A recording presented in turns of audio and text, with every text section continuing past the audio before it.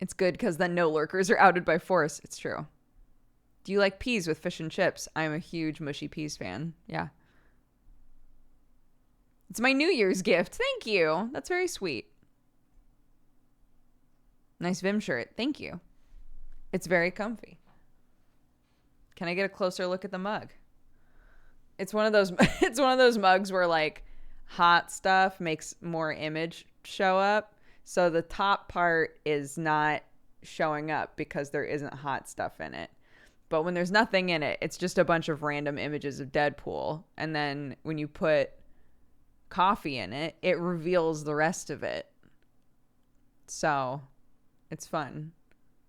I found it at Lidl and I impulse bought it.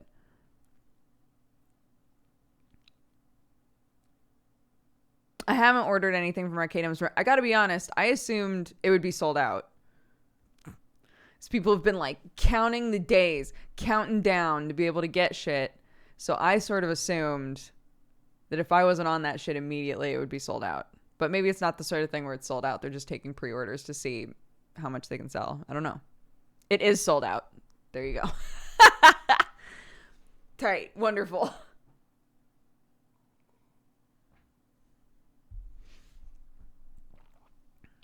Been forever since I caught a Dooger stream. What's up? Welcome. Welcome, everybody. I appreciate y'all being here. Happy Saturday. Happy weekend. We've had a cursed household the last couple of days. Yesterday, Sam's intestinal issues were flaring up like big time. So I didn't stream during the day.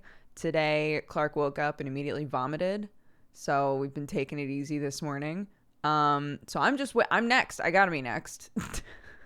I have to be tomorrow. Tomorrow's my day. Apparently. I know. Poor Bubba. Don't jinx it. Wouldn't it be more of a jinx for me to say, but it's okay because I just had a UTI, so obviously that was mine, and tomorrow I'll be fine. Wouldn't that be jinxing it? Instead of saying tomorrow's my day, like instead of acknowledging it, instead of staring the universe right in the eyeballs and being like, hey, I'm aware you're about to fuck me over and I'm ready for it. Do it. Do it. TMI. Everybody knows I have a UTI. Everybody knows. I told everybody. I told everyone.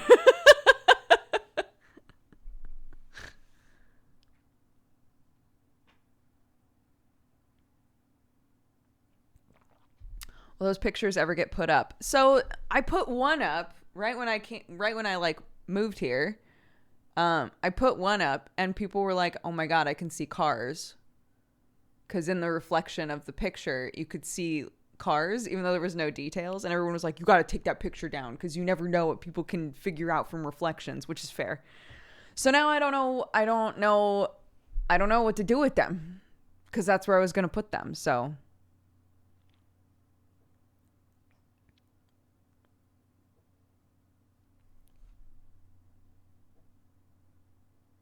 absolutely. This is not, my stream has never been a place where I'm not pretty upfront about shit.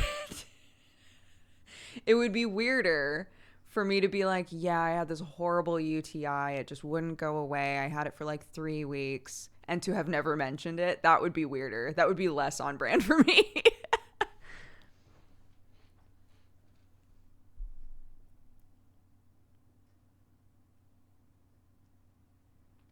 Yeah, I did tell, to be fair, I did tell chat. We were talking about a friend of mine in high school who painted her whole room orange. And I was like, I was so jealous. And then I said, maybe I should paint this room orange. I'm an adult. I can do what I want. And so maybe I won't hang anything yet because I might be painting this room orange. I don't know.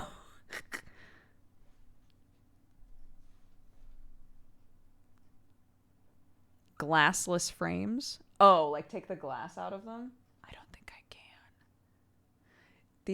These ones were all framed like at a place. And I don't know how to take them apart safely. Like the backing is glued on. This one showed up pre-framed. I've never looked at the back, but I assume it's similar. I don't think that I can take the glass out, is the point. It already looks salmon pink orangish. It does. It is not. It's a yellowy off-white.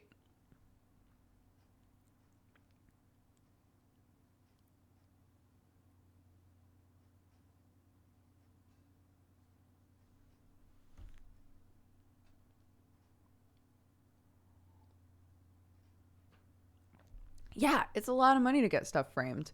There was a place in Chinatown in LA that me and all my friends would go to, and we had prints that were like a strange shape or things that that we just wanted framed really nicely because they would do it super cheap. But it was very much a like, we'll call you when it's done, and it might be months. It might be months.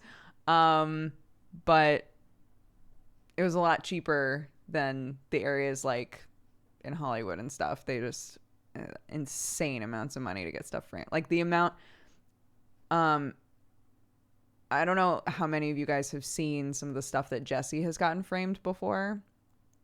Jesse gets a lot of like limited edition stuff and like signed stuff framed professionally, and it always looks incredible, but he spends so much money. He spends so much money on getting that shit framed.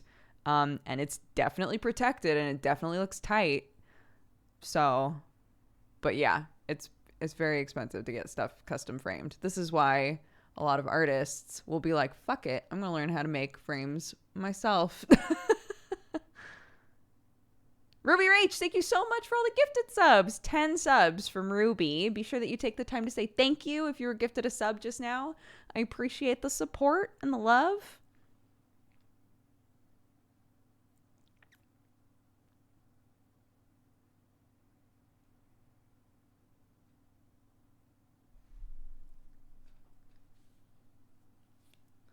Framing definitely costs more than the thing in it could ever sell for in the future.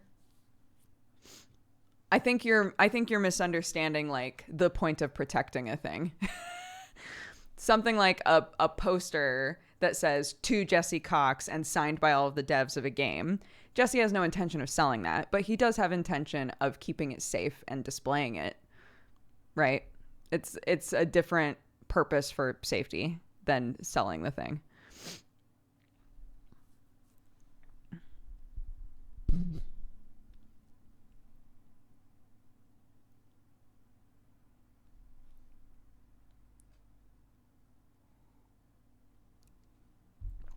Could you get shears for the window? Yeah, I also thought about that because the curtains that were already in this room. So a couple of the rooms in the house came with curtains already on. And these ones are a little bit weird. They don't close all the way.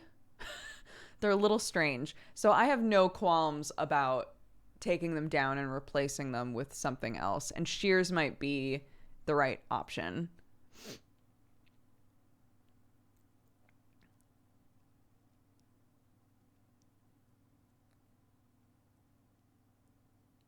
I like your jumper. Thank you. I also like my jumper. A bunch of people yesterday were coming in and being like, oh, nice. A tiefling sweater. It's like, yeah, I mean, true. I like that this appeals to people who know the character and also people who are just like big fan of tieflings.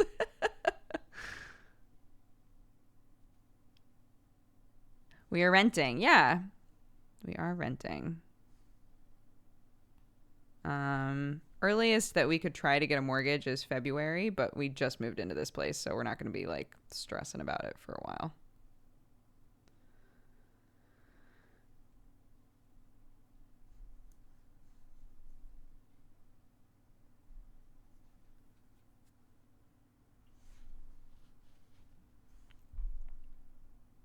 Who is the character? The character is named Vim, and he's in a campaign called Tearing Veil that is an Arcadum campaign. An Arcadum is a streamer on Twitch who runs a shit ton of D&D games that all take place in the same world. The Tearing Veil campaign is the evil campaign, quote, end quote. So everybody in it is like morally all over the place, but it's one of my favorite shows. And Vigor, who is the player, put a bunch of sweaters up for sale in Soda Poppin's Teespring store, which are these. And all proceeds went to a suicide prevention organization. So I was like, tight. I will 100% buy one. And so I did. And it showed up and it's wonderful. And I love it. Yeah, it's called Tearing Veil. Twitch.tv/Arcadum. ARCADUM.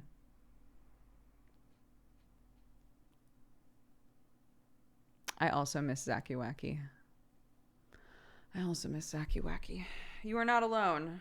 It makes sense that I miss Zacky Wacky because he is my character, but you know.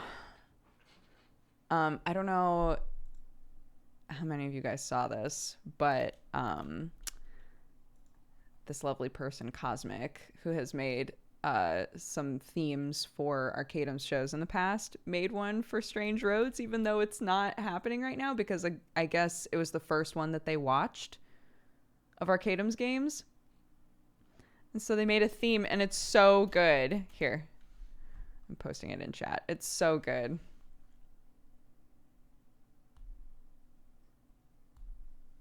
Have you seen the artwork of Strange Roads? Which artwork?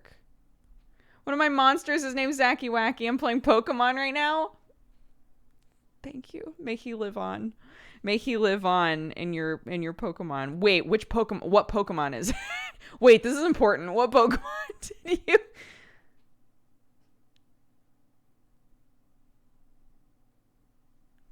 When you play D&D, do you prefer serious roleplay or funny, goofy roleplay?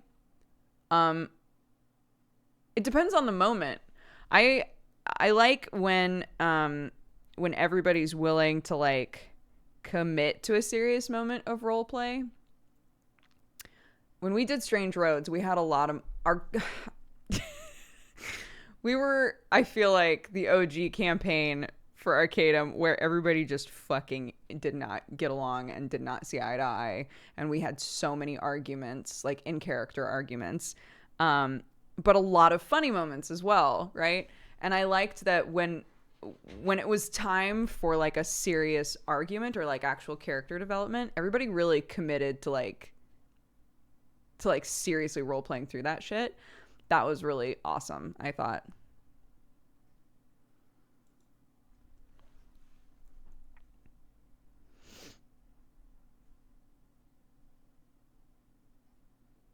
I got a cat. I'm afraid she'll scratch or bite my monitor. What should I do to prevent it?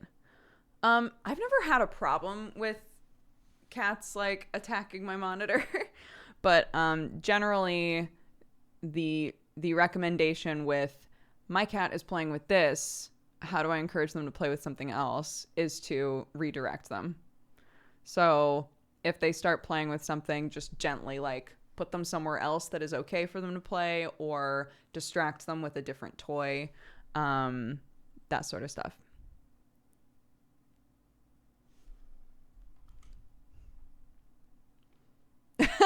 Squirt bottles never worked on Watson. Watson was always like, yes, do it. She would literally sit there and let you spray her in the face and then just keep doing whatever she was doing. So we gave up on squirt bottles in this house.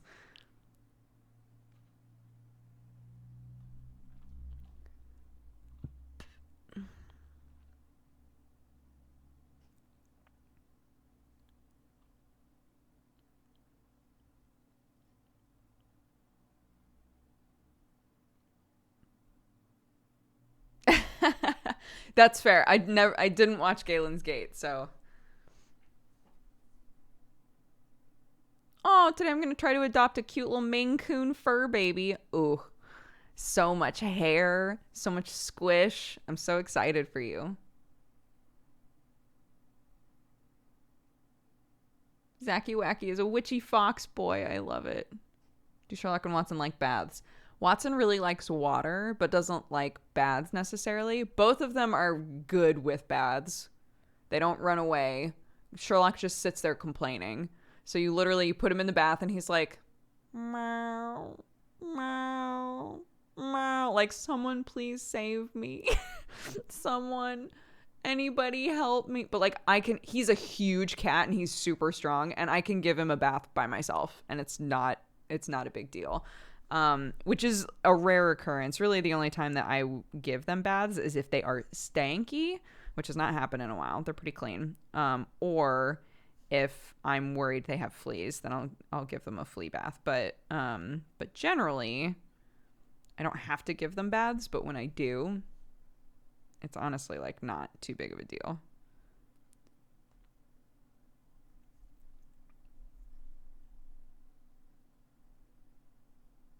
I'll be lurking while I journal.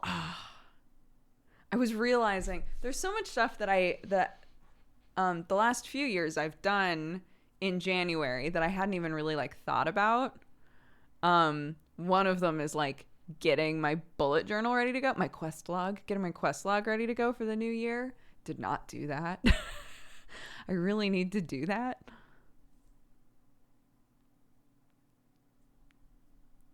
Didn't Watson have problems with keeping their fur clean at some stage? She did a thing that can be common with young kittens, especially like adopted kittens, like street cats, is she would just sit in the litter box. She would just sit in the litter box. So it's like a weird, like, this thing smells like me. Nobody else use it. I'm sitting here forever. And so she would just smell like poop all the time.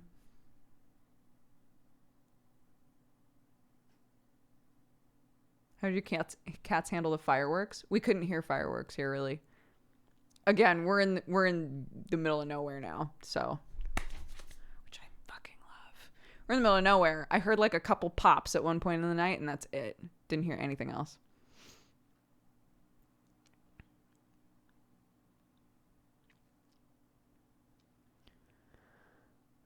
There's no deadline for journaling. I always used to put a bunch of pressure on myself to have everything ready for the new year, but now I just do it when I have time. I think that's totally fair. Again, I think that like there's almost a feeling, right, of like if I don't start doing the thing on January 1st, then I've already like I've started off on like a bad foot, right?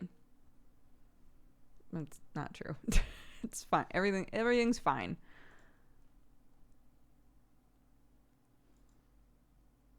I'm trying to start a bullet journal too. Somebody was saying maybe next study hall stream, I could set up my bullet journal and show you guys how I do it, which I'm totally down to do. I adjust mine all the time. All the time. It's always different, but I can show you how I do it now.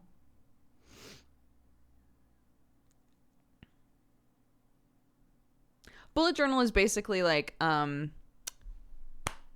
just take a blank book and you essentially map out a planner for yourself. So it's for if you as a person feel like the way that planners are set up doesn't allow for you to do enough like journaling as well, or like adding extra sort of stuff. Like some people use their bullet journals to track to also keep like a food journal, or to journal to like write about their days. I, for a really long time, and I would love to do this again, used mine in a way where every single day I had a space open for me to say something that I was grateful for or something that made me happy. Like kind of like mindfulness sort of exercises every day. And yeah, it's a way. I think like there's a huge community of people on Instagram specifically where all of their content is just planning out like really elaborate, gorgeous bullet journals, right? And yeah, in some way, I really would love to have the time. I would love to have the time to just like make a gorgeous bullet journal every time. But it doesn't always happen. Sometimes it's literally like, okay, this box is for this box is for this. I drew a little flower and now I'm ready to go. But the idea is that it's entirely customizable and it helps with whatever it is that you need it to be. It doesn't need to be complex. It can be simple. you know. It's just if you find that you have trouble keeping track of things, or there are things you wish you were writing down, if you can start journaling and not put too much pressure on yourself, it can help like really keep track of stuff and also center you in different ways. So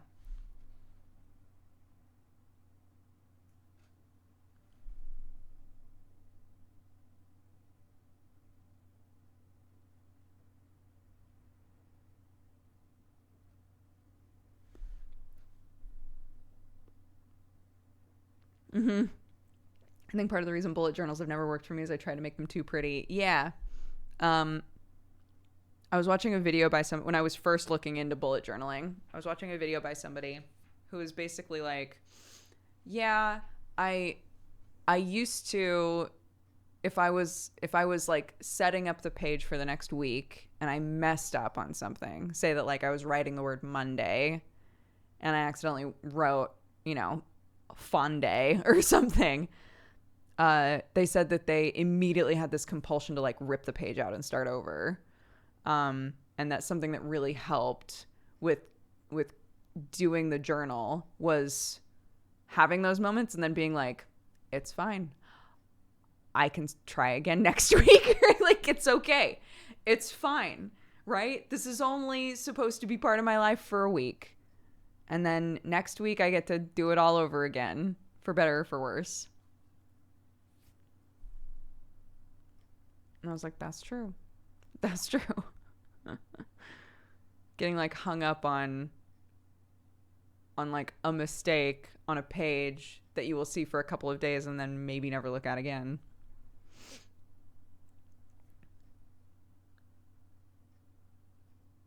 I was watching some Ear Biscuit videos, the Rhett and Link podcast, and they were both reading excerpts from like their childhood journals.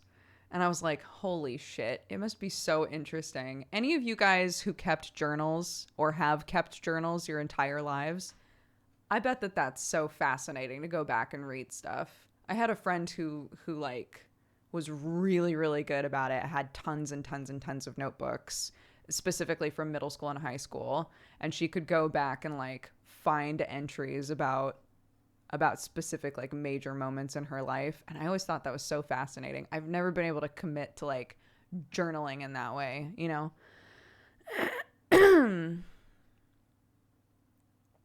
It's super cringe, but it's, I mean, we all were when we were younger, like, of course it is. None of us were cool at like 12, like,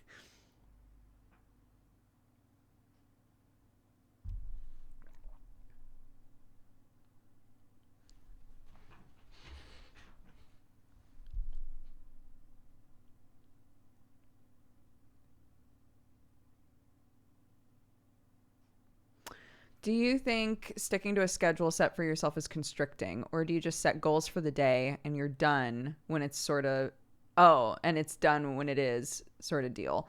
I think that this was different for me before I had a kid. I have an extremely structured schedule now because Sam and I are both like full-time parents and full-time workers, right? So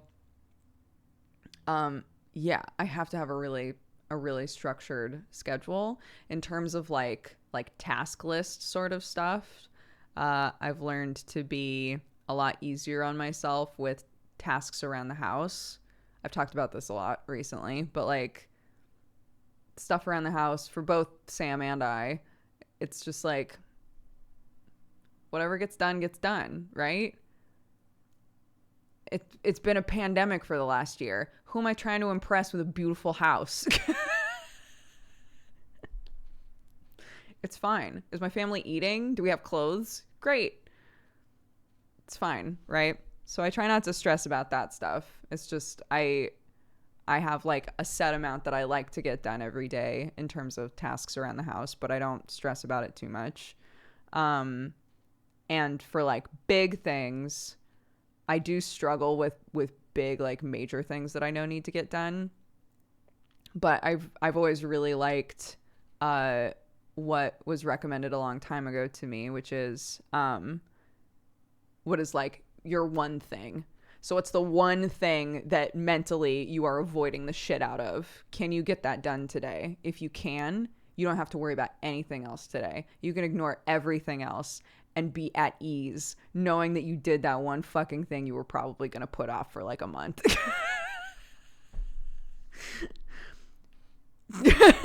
It's a good strat.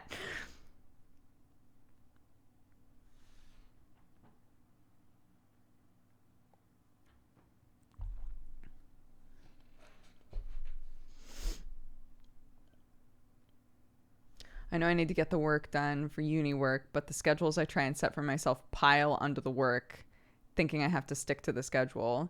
Yeah, I mean, it's hard, isn't it? Like, everybody's life is different. Everybody's needs are different. What they need to get done is totally different, right? My life is I stream a lot. I watch a kid. So my priorities, you know, when I'm with Clark, my priorities are I want to make sure that I'm spending meaningful time with her. So if I'm trying to get something done, but she wants to be involved, I sort of redirect to like, okay, we'll do this together. I'm okay with like not actually getting this done now, right? Because she wants to be involved, which means that it's probably not going to get done. But now it's a learning activity, right? So my priorities when I'm with her are different, and the expectations of what I'm going to get done are different.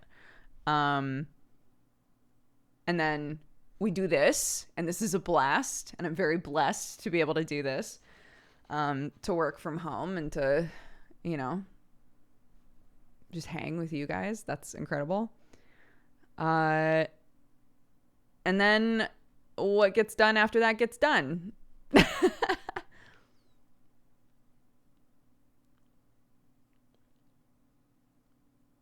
Oh, I lightly watched for about 10 years and only just got into Twitch. I hope you're well. Oh, comrade, I'm doing great. I hope you're doing well.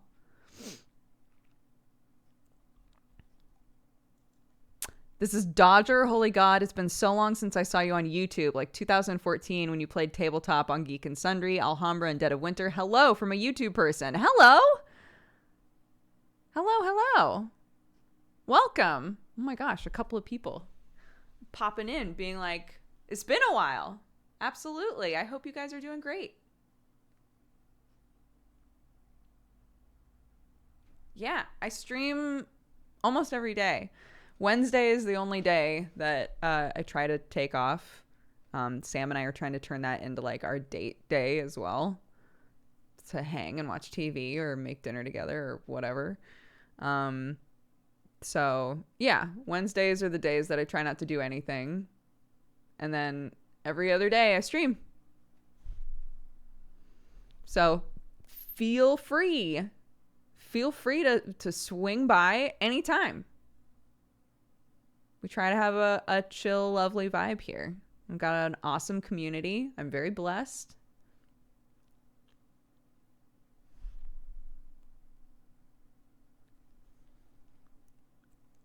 Is Sam feeling any better?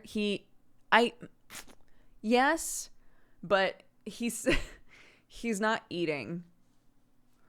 So basically, like, the last time that he ate, he felt awful. So he's like, I'm just gonna drink a lot of water and not eat for a little bit and see how I feel. And then try to eat something sort of plain, like toast or something. So I assume when he wakes up, he's going to try to eat something kind of like... Right? That's what I was like, there's going to be a turning point here where you feel shitty again, but it's because you didn't eat anything. Right? So just be aware of that, because you might be like, what is this? I still feel like shit, but it's because there's nothing in your tummy. So I might try to just make like a plain soup tonight or something. Clarky and I made tuna, but I don't know that he'll want to eat that because it's got a bunch of stuff. It's got like, you know, raw onions and things in it. I laughed so badly when I was watching the Omori VOD and the math thing happened. Yeah, no spoilers. I I felt bad because so many people felt bad after that. But I also thought it was funny.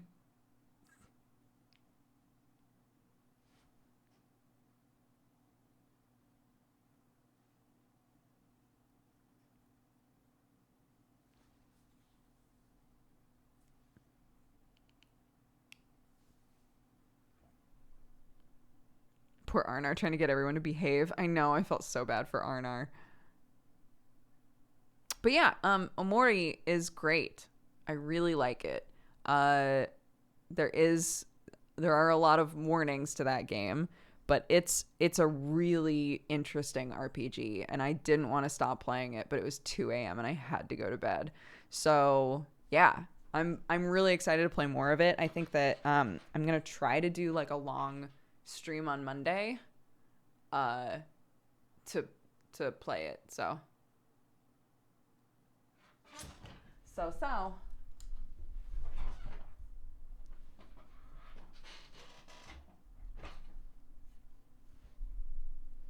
what is Omori? I'm trying to think of how to describe it. How long is the game? Somebody said that to get all of the endings, it took them about 30 hours. And another person said that they reached their first ending at 20 hours. So, decently sized game.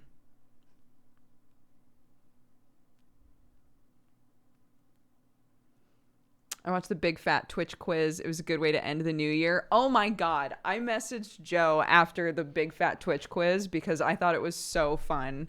I messaged him being like, we got to do this again. That was so fun. Basically, Joe Fudge, who is our DM for Godforged and is like a lovely friend, he was like, I think I'm going to do like Big Fat Quiz of the Year is a thing in England. He was like, or in the UK, I guess. He was like, I think I'm going to do Big Fat Quiz of the Year, but like Twitch edition and have it be, you know, like gaming and Twitch and internet related. And I was like, oh, I would love to do that. And a bunch of us showed up and we all split into teams. And Gmart and I were a team. And he was like, this is going to be pretty scuffed. Like, you know, we're not going to take it too seriously. We're just going to have fun. And I thought it was such a blast.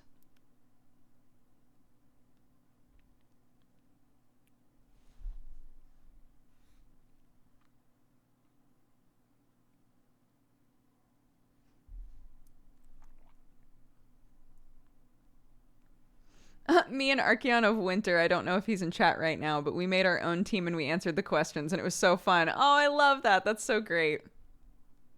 Yeah, it was awesome.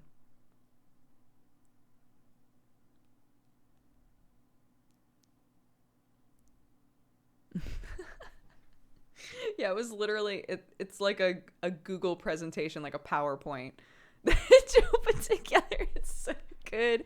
It's so good. You guys should definitely watch the VOD of that. I would say go watch it on Joe's channel. So twitch.tv/Joe Fudge, JoeFudge, Joe Fudge. He's the one who put it together and ran it. And it was great.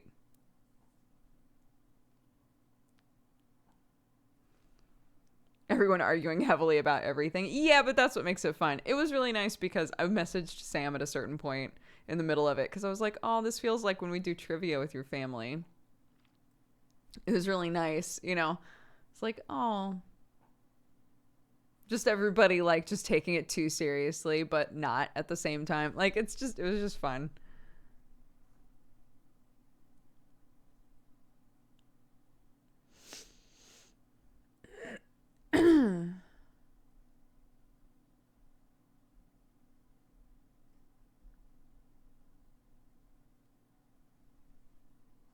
That's exactly how I imagine trivia at Sam's. Oh my God. Sam's family takes trivia so seriously.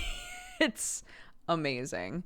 It's very intimidating at first. And then, you know, once you're on like year 5 of doing the family quiz, it's It's just funny. It's just funny because, you know, somebody's going to get pissed off at some point.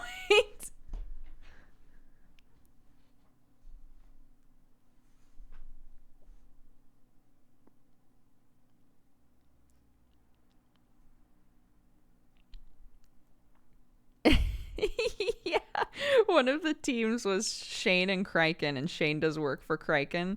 Criken hadn't shown up yet, so when we were all deciding team names, Shane was like, yeah, our team name is Criken Give Shane a Raise. And Criken showed up and was like, hey, what's our team name? It was so good. It was so good. Yeah, you guys gotta watch it. It's fantastic.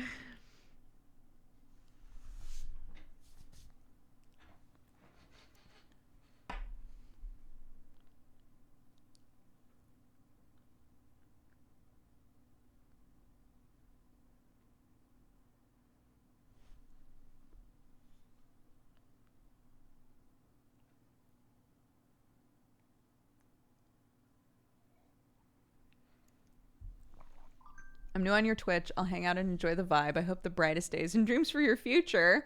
Thank you very much, Gonryuki. Thank you. What a sweet message. I hope you're doing well as well.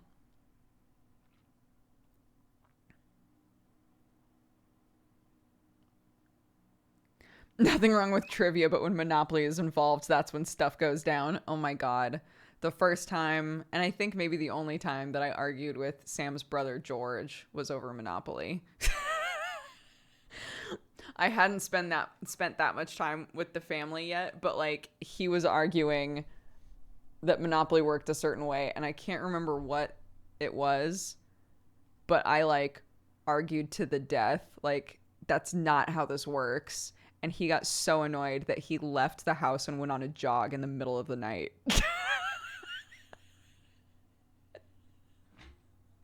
And I was like, well.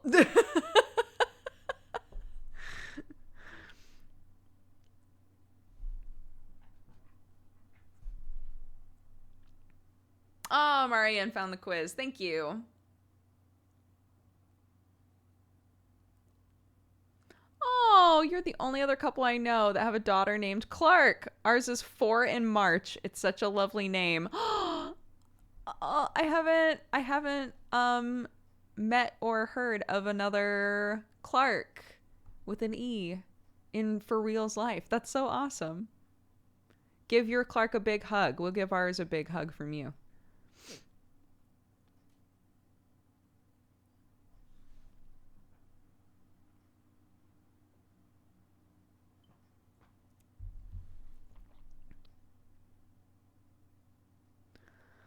Oh my God, I love that. Carlos said one of my friends from college, her family hosts a quiz whenever somebody in the family has a birthday, a trivia game about the birthday boy or girl to see who knows that person the most each year. And it's super competitive. I love it.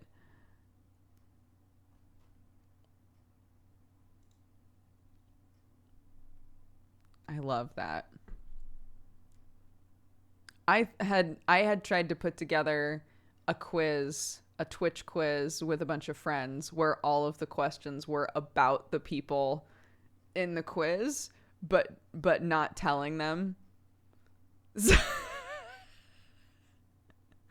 So basically you would have a freebie if it was a question about you, but then all of the other questions were about the other people involved.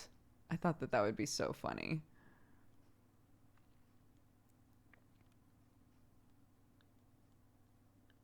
I do not play Rocket League. I kind of hate Rocket League. I'm really bad at it, which is probably why I hate it. It's like when people are like, "Man, I hate math." And it's because math is just like obnoxious. I think Rocket League is obnoxious, so I hate it.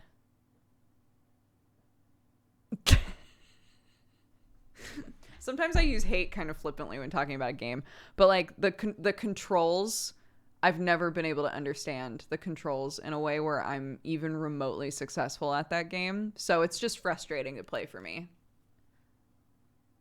You sounded 8 there. Thank you. I'm an 8-year-old and I hate Rocket League.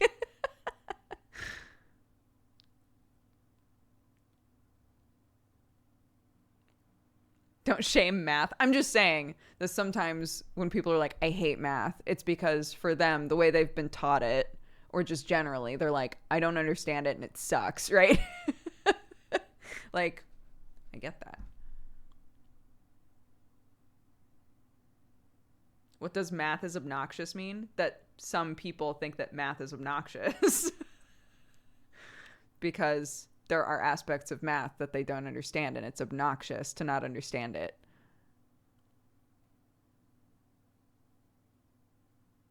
Math is very easy. Congratulations on your big brain.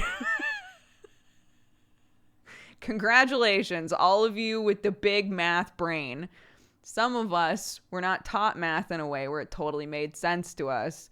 So we had occasion to feel like it was fucking obnoxious. I really love math. Math is in all things. It's incredible. But sometimes math is fucking obnoxious to me. I'm going for a jog. I need to cool off.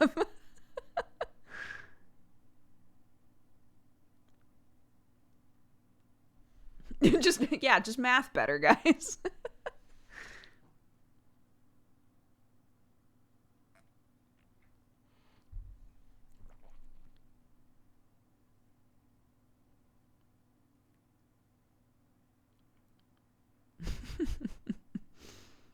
I was really good at trig. I was really good at trigonometry. I was good at algebra. There were like specific things that made sense to me. And then the situations where we had tests where they were like, just figure this out however you want to. I did good at that stuff. Beyond that, nosedive.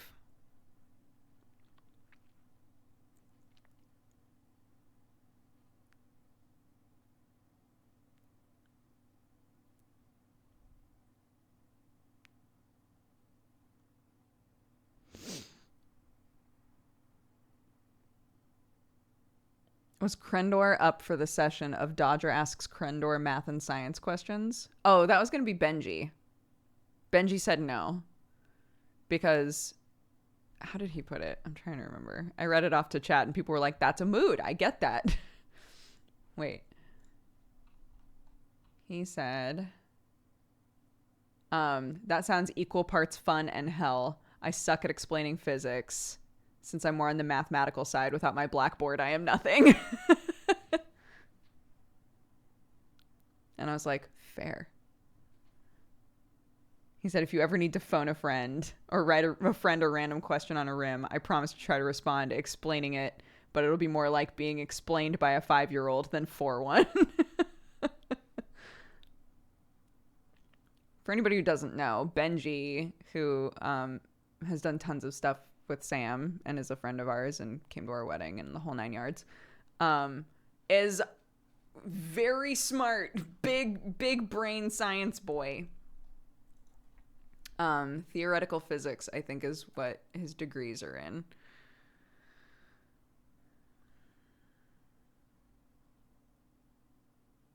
So we were like, in the future when we have questions like this, we should just message Benji. And I was like, what if we did a stream where we just ask Benji questions? And Benji was like, no, thank you.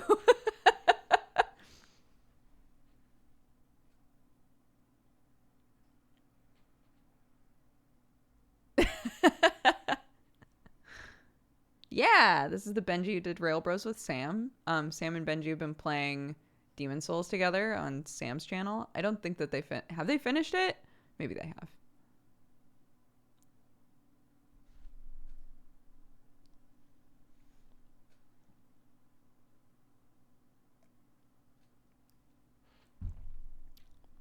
Rail Bros, a huge throwback. I was looking for my old Rail Bros shirt and I can't find it anymore. I don't think that I got rid of it, but I literally can't find it. So I'm like, where is it? They finished it a couple nights ago. I do want to play more Twin Mirror with Jesse. Absolutely. I just don't know. I just don't know when. I just don't know when is the thing. I just don't know.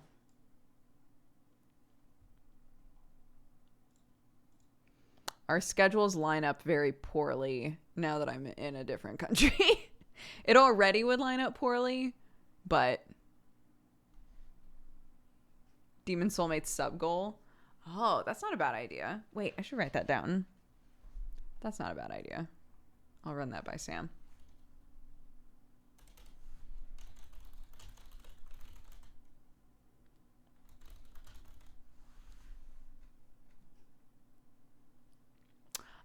No, Saturdays are just convo. We just hang and talk. So, snuggle up. Settle in. Did you watch Jesse cry at the end of Shadowbringers? No, but I love that he cried. What made you decide on the name Clark? I feel like our origin story is lame. Oh my god, same. We were watching a show called The 100, and the main character, her name is Clark. And we were both like, that's a tight name for a girl. And then when we got pregnant, we were like, Clark still seems like a sick name. But when we say that, people are like, oh, she's named after the girl from The 100. And we're like, no. We got the idea for the name from The 100. She's not named after that character.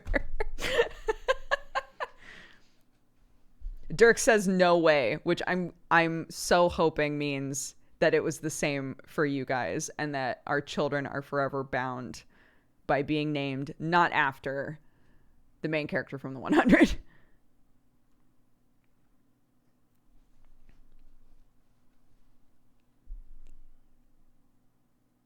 That's literally what we were watching and thought it was a dope name.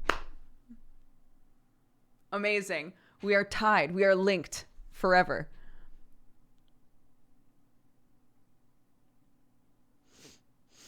I see painting on your back. Painting on my back? Painting on my back? What do you mean? Aaron's daughter's middle name is also Clark. Yeah.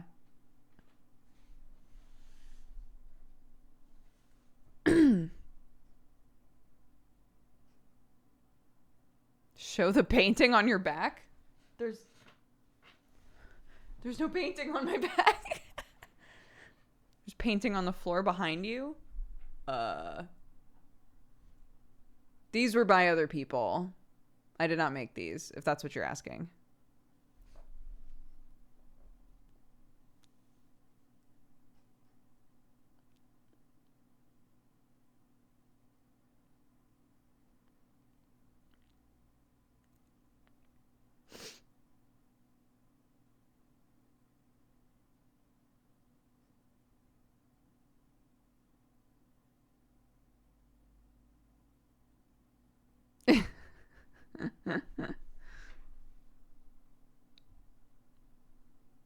Oh my gosh. It's so good. If you play Final Fantasy 14 but you haven't done Shadowbringers yet, oh my god. It's so good.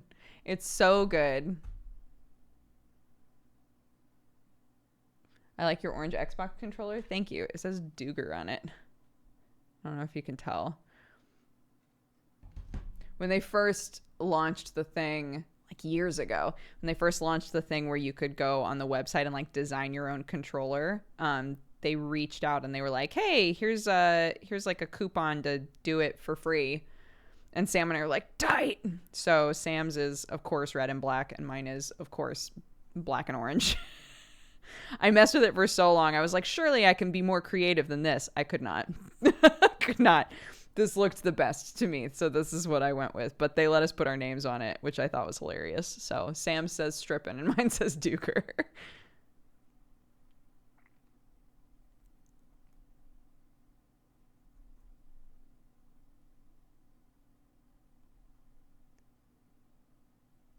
I need to play it. You and Jesse have convinced me at this stage. It's great. It's a great game.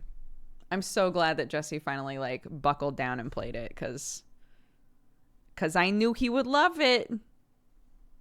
I knew he would love it.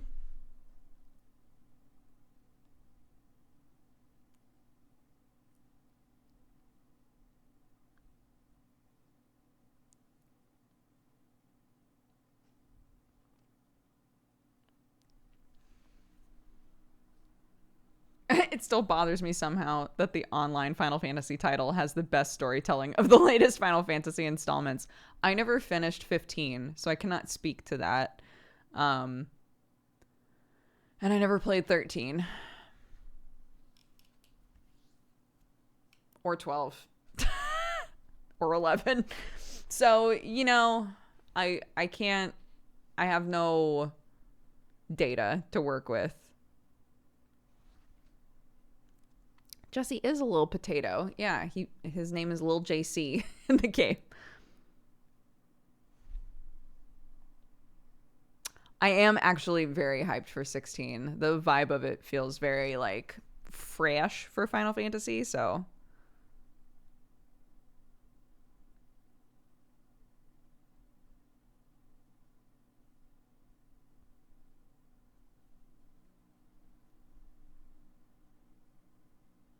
yeah, Sam loved 15. I played a little bit of it, but I get overwhelmed by like open world games really easily. So I didn't get very far in that game. 10 I played but never finished, I don't think. And then yeah, the first Final Fantasy MMO did not play. 13 I had so many people being like, it's garbage, that I didn't play it. I get the feeling that it's probably fine. It's probably not that bad, but at this point, everybody said that it's horrific to such an extent that if I played it, I'd be like, this is all right.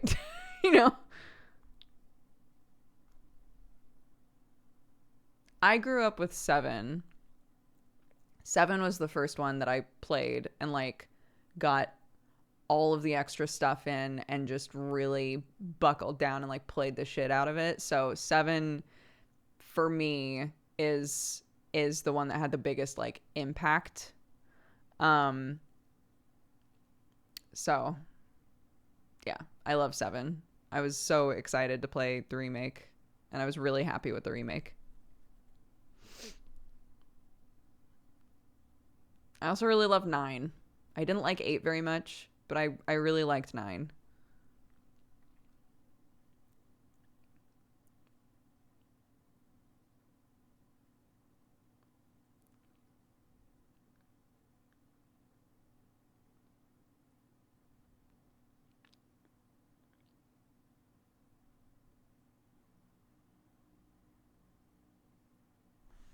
I'm told by Jesse that 6 is the best. Dude, Jesse will die on the hill that 6 is the best one. It's a great game. Yeah. How do you take your coffee? I'm trying to drink it black because my tum-tum hates milk. I put 1 sugar in my coffee nowadays. Nowadays, I put 1 sugar in my coffee. Oh my gosh. Speaking of Joe earlier, Joe messaged me last night and said, by the way, your coffee is so good. It's the first coffee that I could drink without milk or sugar and still enjoy it. Very sweet. So take that as a positive review, positive bud review.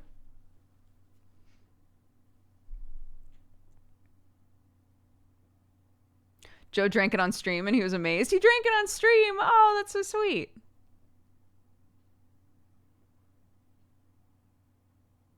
Yes, this is not in Arcadum store though.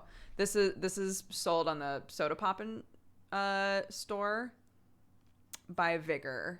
So Vigor put up a bunch of hoodies and shirts and things with 4 different artists, I think, that all drew Vim, and all of the proceeds have gone to a suicide prevention organization.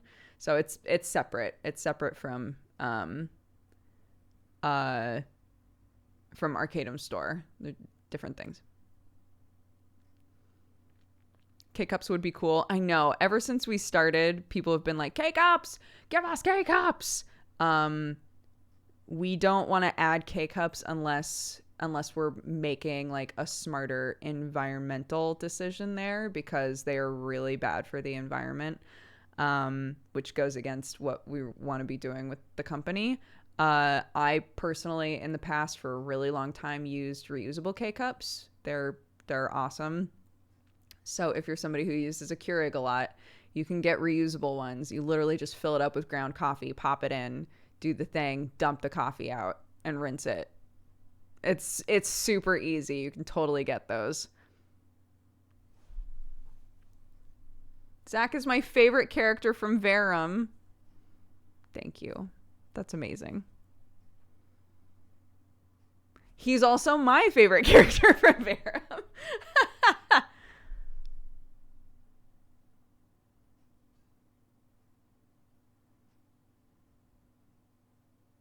Thanks, guys. Aw. One day. I hope. One day, I hope. Zacky Wacky will be back. But look, there are a lot of players who have been like in the wings, like earlier players that have been in the wings for a long time. I can wait. I can be patient. It's chill.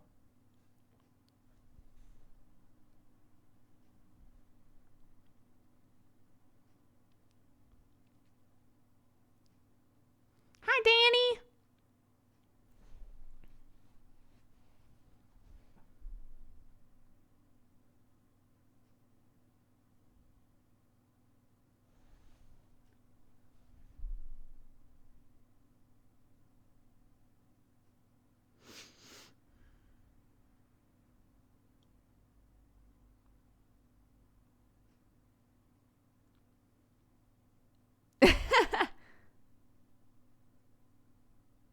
Have you played Borderlands 3? No, I did not play Borderlands 3.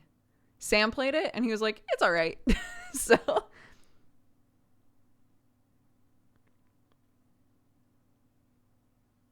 yeah, just FYI for the people that use a Keurig. Like, I totally get the convenience of it. But there are reusable options that you can get. So yeah. It's worth it to look into that stuff.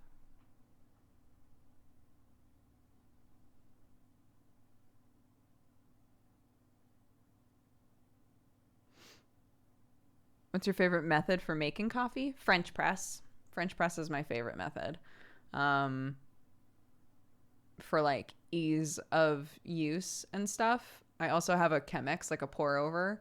But I find that I prefer the coffee out of a French press. I've never gotten a good cup of coffee out of an AeroPress, so I don't use them anymore, but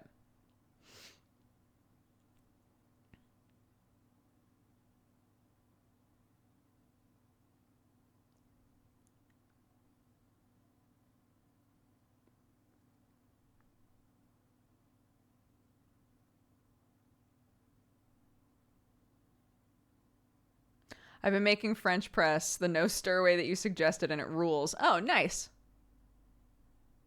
People use the AeroPress wrong a lot. I looked up so much stuff to try and figure it out, and I don't know. I got like an app that's like an AeroPress timer app. Like I did so much to try and figure this shit out. I did it upside down, right side up. I just can't get a good cup of coffee out of that shit.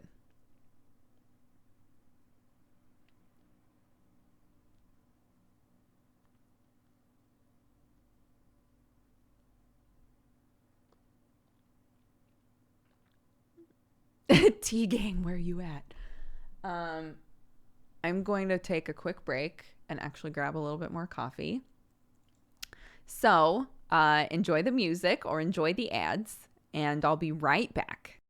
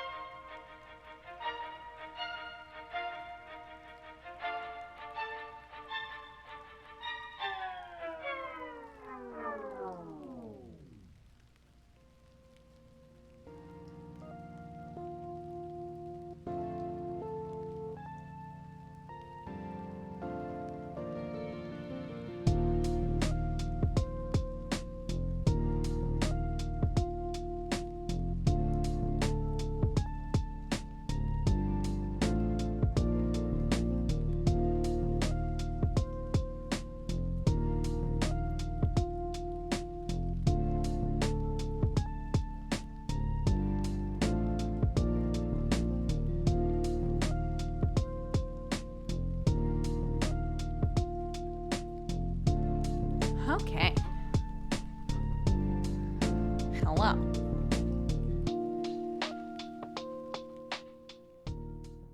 I'm back. Let's read off some Valentines, shall we? I'm so bright today.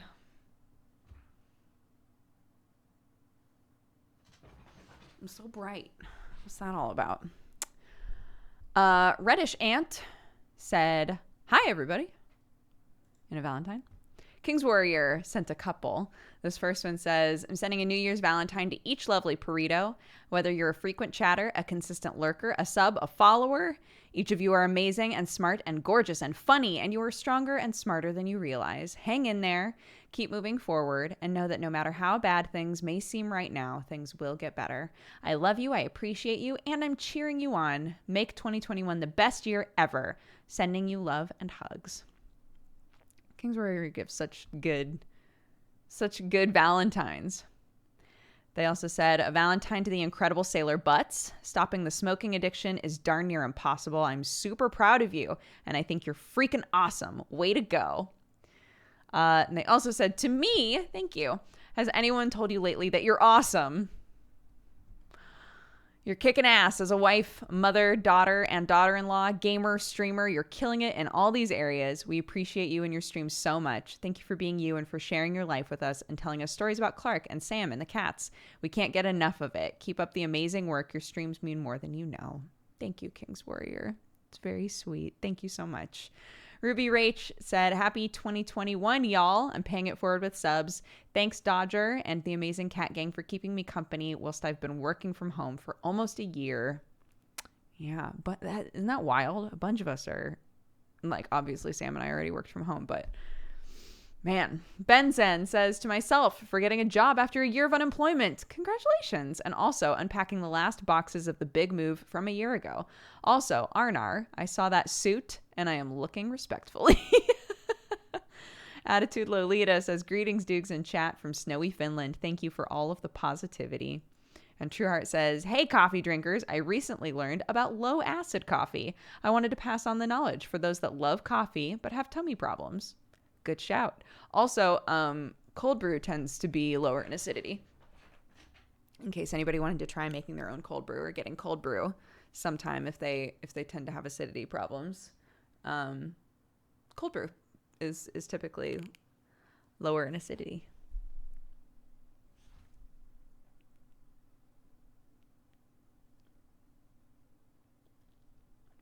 But higher in caffeine. Yes, very true. But way higher in caffeine. That is a good distinction to make. King's Warrior and a Shuchu, thank you very much for reminding us to drink some water. I'm slowly but surely throughout this stream picking all of my nail polish off because I can't find my nail polish remover. So this is where we're at now mentally.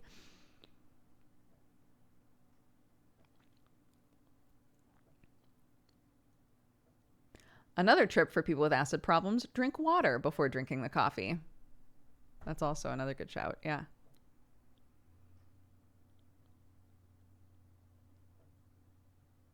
Your playthrough of Off made me start watching you. Oh my gosh. I felt so bad for such a long time there. People would be like, "When are you finishing Off?"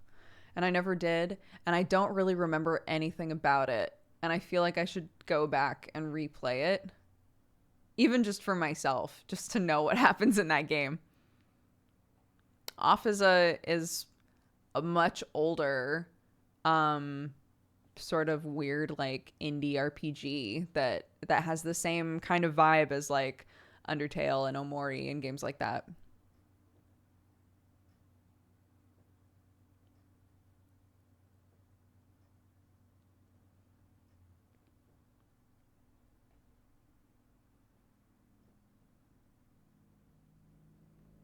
Is Omori popping off at the moment? I mean, it just came out, so yeah.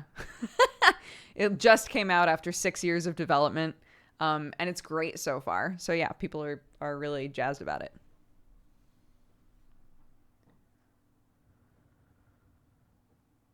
Thanks for the Jonathan Creek rec. I'm on Series 2 and I love it. Yes, Jonathan Creek's great. Yeah, yeah. Mm-hmm. It's the Omo Cat game. Yeah.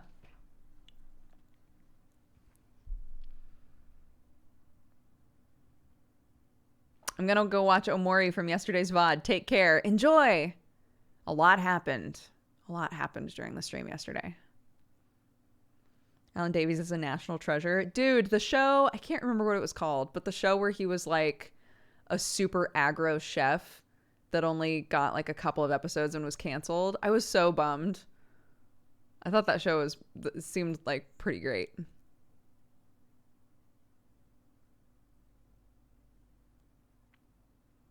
I've only ever seen him on QI. He's awesome. Yeah, he's the main character in Jonathan Creek. He's just lovely. I think a lot of people mostly know him from QI.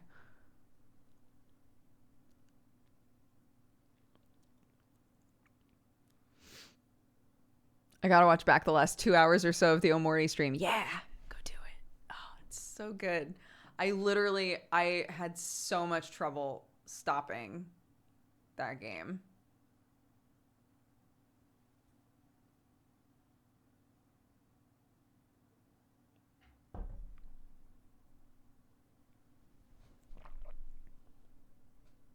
But yes, there's a reason that we have a warning list for that game as well. So, and the game if you decide to play it, on the Steam page they have a list of warnings, and also when you start the game, there's a big like warning screen that pops up right when you start the game. So it does give you a heads up. How horror is it on a scale of 1 to 10? It's more like psychological. It's very unsettling a lot of the time. It has like really light jump scary elements, I would say. I don't know. Like is 1 the lowest form of horror, or is 1 the opposite of horror?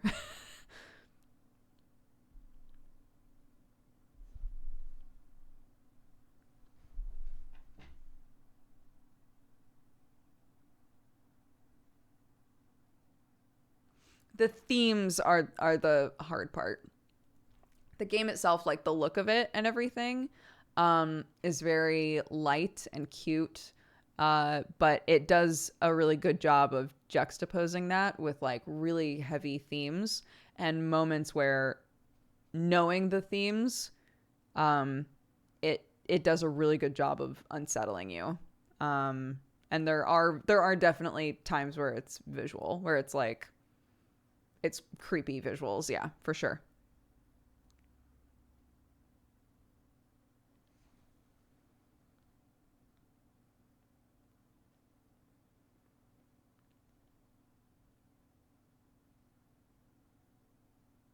Do you like Valorant? I've never played Valorant. I know a bunch of people who are super into it and do fan art of it, but I've never played it.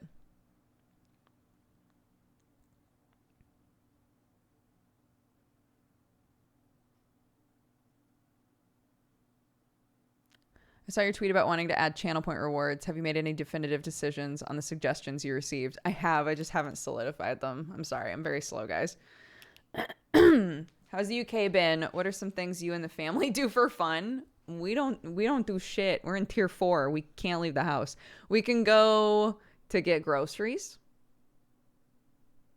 That's the good shit. We can go get groceries.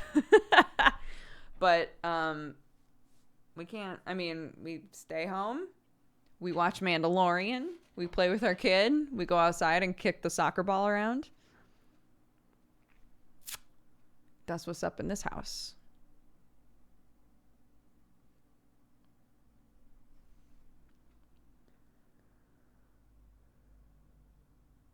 Whites, that sounds right. Yeah, I think that's correct. Have you tried coffee with cheese? I have not. I also haven't done the bulletproof coffee, which is coffee with butter in it. I haven't done any of that sort of stuff.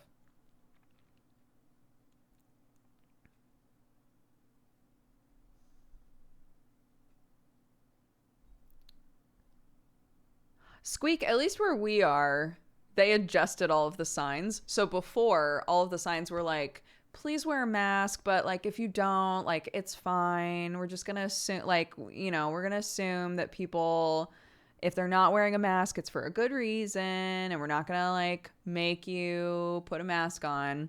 They have signs up now. They like replaced all of the signs around us with things now that are like, if you are not wearing a mask, you will be fined. You will be fined 200 pounds. Wear a fucking mask. So we're finally saved from the roving gangs of teenagers that just refuse to wear masks in the supermarket. Finally.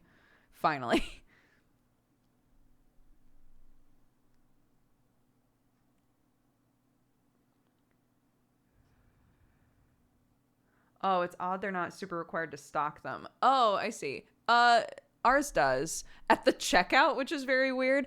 So in the checkout line where there's like gum and candies and things, they have masks. Like at our Littles.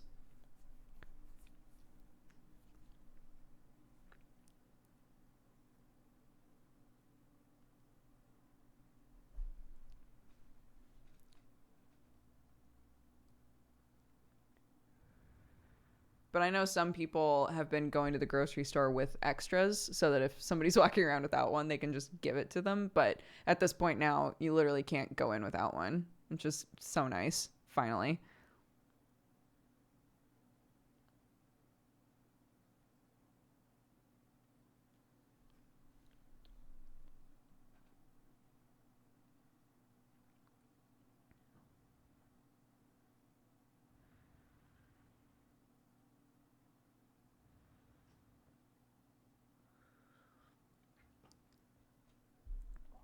What does tier 4 mean exactly for level? So before here, there were 3 tiers.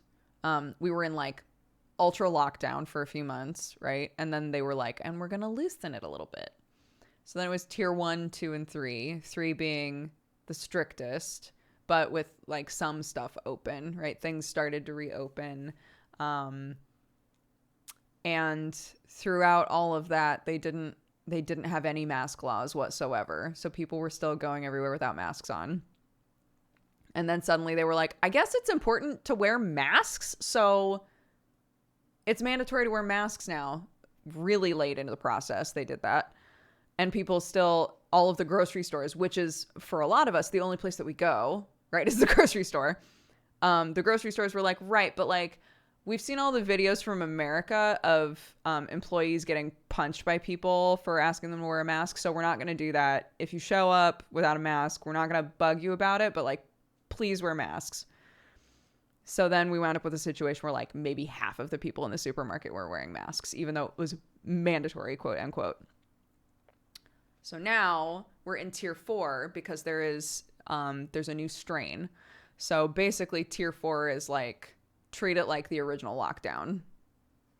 A couple of things are staying open or trying to stay open and operate within the law, but generally just stay home, go to the supermarket if you need to, and always wear a mask. So now they've replaced all of the signs with like, hey, and even our I think I was talking about this the other day, but we had I got a notice from the preschool that Clark goes to that was basically like, I was like, yes. That was basically them being like, we're not fucking around anymore. If we're going to reopen and we're going to keep your kids safe, like you also as parents have to follow the rules, right? Like I don't want people showing up and dropping off their kids without masks on. I don't want you coming right up to the door when we have clear signs of where you're supposed to stand. Like this is serious shit, and we're trying to stay open and we're trying to reopen and be safe and like do everything that we can, but we can't, we need you guys to also be doing your part. And so it lets you reply inside of the app, and I was like, yes.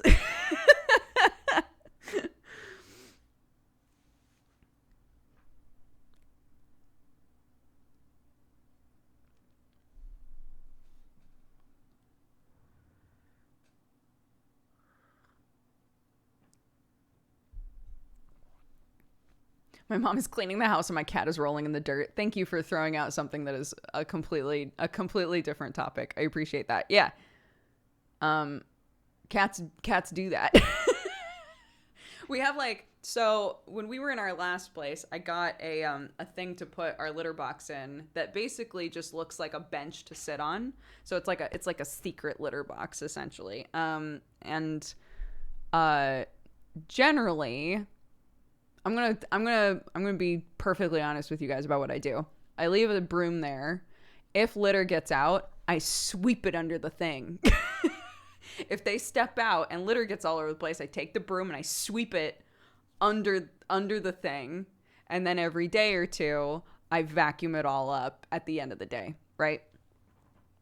I move it, I vacuum all the shit up, but like generally if litter gets out, I'm like, I'm not fucking with this right now. Sweep it under the thing, I'll deal with it later, right?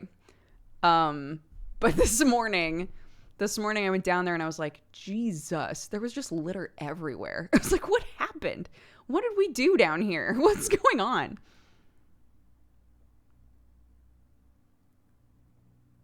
Once a day, too much work. I mean, you're supposed to scoop it once a day. That's already a pain in the ass.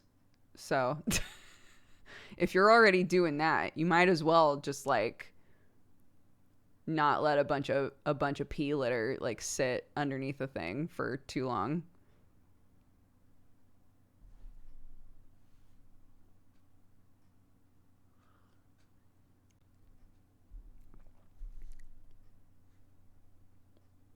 I'm planning to get a cat this year, even though I grew up with 2 cats. I'm worried about making the place cat safe. Any tips?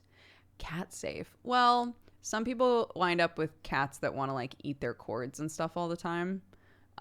So preventatively, if you didn't want them to even have access to those right away, doing some like cord organizing and trying to like get the cords off the ground or just like behind something would probably be good. Neither of my cats have ever given a shit about cords.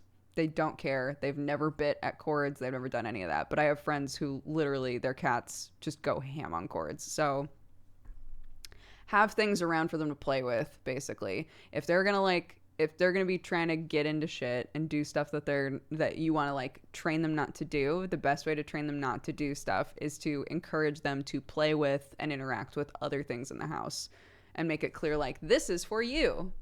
This is a fun thing that is yours. Right? Watson, our cat,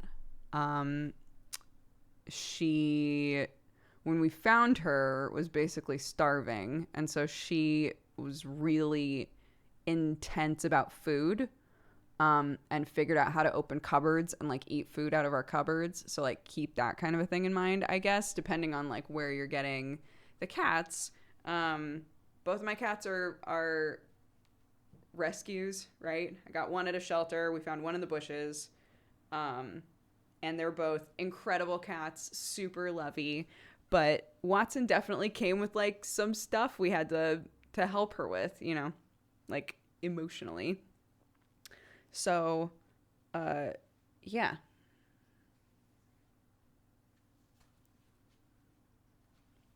Oh, yes. If you're somebody who tends to get a lot of flowers or has plants around the house, double check that your plants are safe for cats as well, because lots of plants are toxic to cats.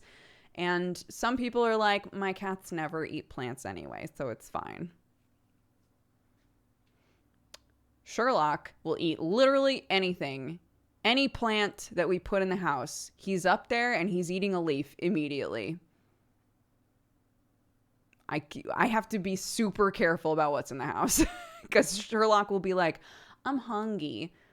I don't know what that is, but I'm going to try it. This boy.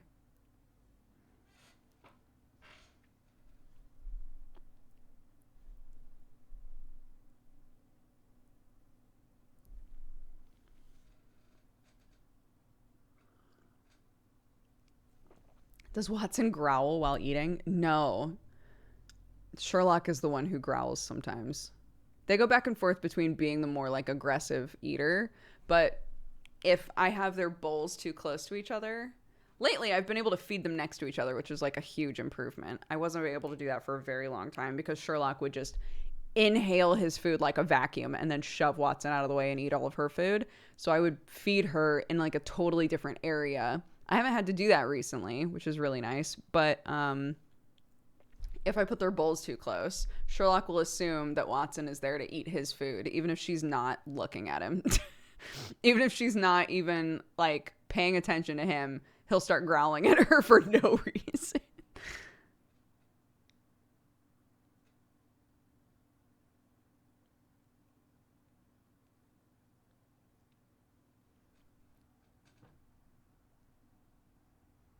Is the black pile to the right of Doog's Sherlock or laundry? This is a hoodie. A balled up hoodie.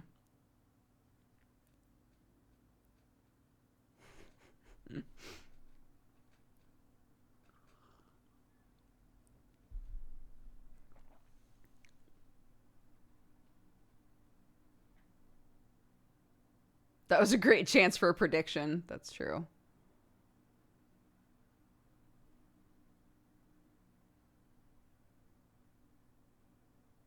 Oh my God. What if it was both? What if it was a hoodie, but Sherlock was like nestled underneath it?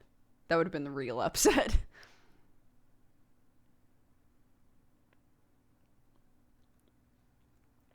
Yeah, I got it didn't work, so I haven't tried to get like a different brand of this. But I was talking with Trade Chat forever ago about this because Trade Chat has like a million animals, um, and I was turned on to the idea of self-feeding bowls. So there are basically feeders that you can get if you have an animal that will just like eat forever. And you want to like slow feed them. So basically like feed them a little bit and then in a couple of hours feed them a little bit or designate like 3 times a day that food shows up. You can get feeders like that with timers on them. And part of me is like, that would be amazing because Sherlock at like 4 a.m. is always bugging me for food. And if I was no longer the person that gave him food, if the food just appeared in the bowl, maybe he would stop trying to wake me up when it's not time to wake up.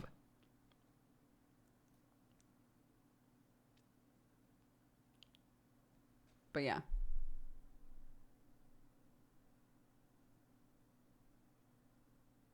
Do they work with wet food? No, I don't think so. I think only dry food. The other thing that I read about, I think because of Miss Random Badger, Miss Random Badger turned me on to, there are things that you can get that are basically like little toys that you hide all over your house. This is so much extra work, but it sounds so fun to me. You basically like put bits of food in them and put them all over the house. And that's like their food for the day. And so they go hunting for their food. Adorable. You have to like train them to use it essentially, right? But once they get the hang of it, anytime they want food, they have to look for it.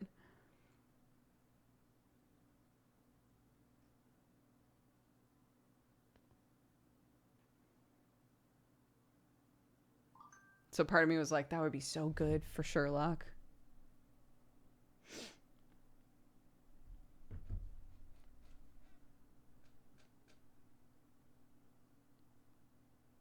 Right? If I didn't have a kid, I think I would totally do that. I think I would totally do that. Although, as I've said before, the me that didn't have a kid also thought that I had no time for that. Now I'm going, oh my God, if I didn't have a kid, I would have so much extra time. I could totally do that shit.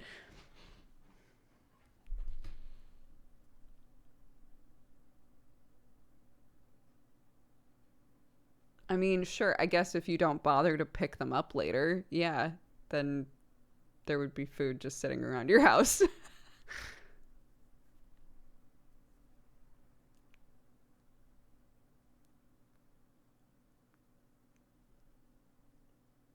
There's never enough time. It's true. Just got to enjoy the life that we got, you know? We're already in it. We're already living in it.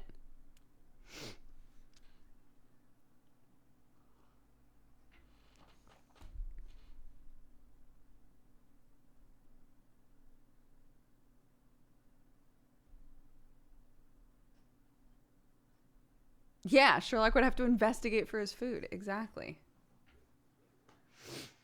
But yeah.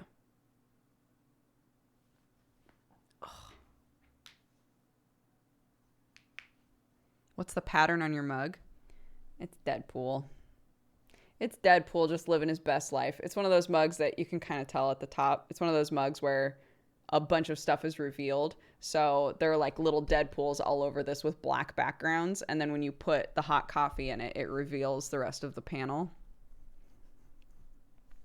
Oh, look, it's Spider-Man. Are you my child? Clark saw this mug and was like, oh, it's Spider-Man.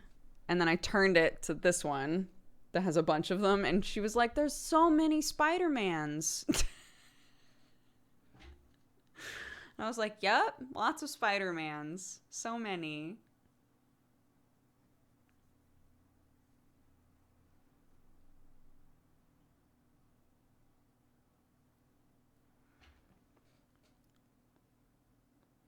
My family got me Deadpool socks for Christmas last year thinking it was Spider-Man. I love it.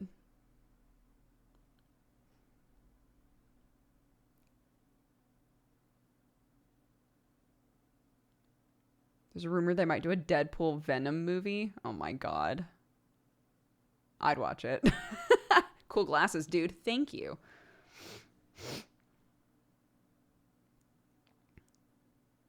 Your husband got me playing this trucking game and I can't stop. Yo. When Sam went upstairs to smooch Clark and I did a little bit of trucking in his place, I felt like I nailed it. I did pretty well. So I have no idea what the name of that game was. I don't know what the goal was, but I knew that I needed to drive the truck in the direction of the quest markers, and I did very well.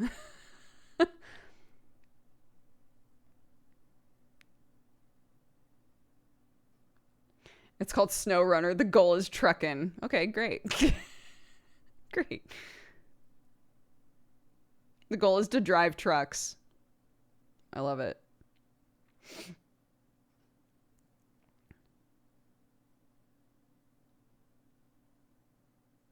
Chat agreed you drove better than Sam.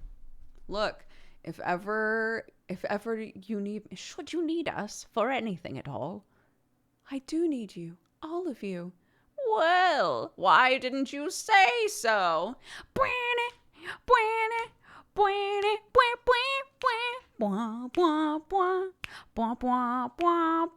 Name the movie.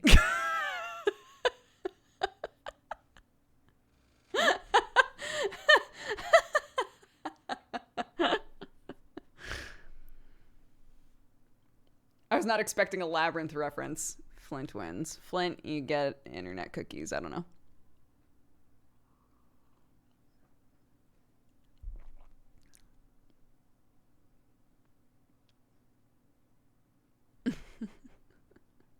I never saw that movie. Oh my god. It was like my favorite movie growing up.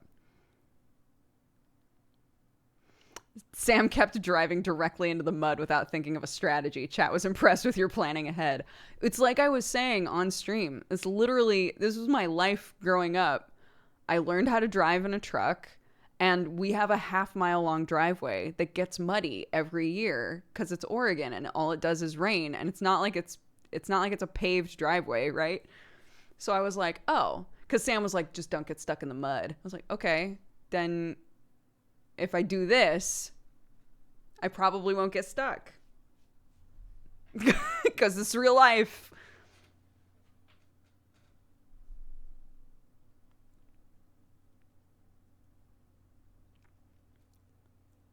I learned the 50 states yesterday. I finally know where Oregon is.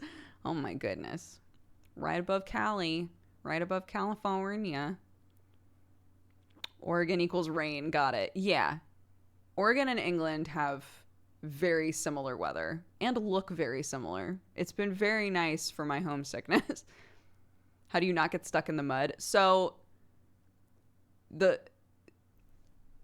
number one strat here for me growing up, at least, was if you're in a heavy vehicle, you don't want to keep driving over the exact same areas that people are already driving in, right? Because you're constantly pushing dirt away from those areas. So even if it looks like there's something stable for you to drive on. Most likely, that's a bunch of loose dirt that's now been rained on that has turned into mud. So you're just going to dip into there and you're going to get stuck. So what you want to do is you want to adjust your car so that your wheel is actually on the center of the road. So that center part that normally isn't driven on, you want that to stabilize one wheel, and then your other wheel is stabilized on the like side of the road. That's what I used to have to do.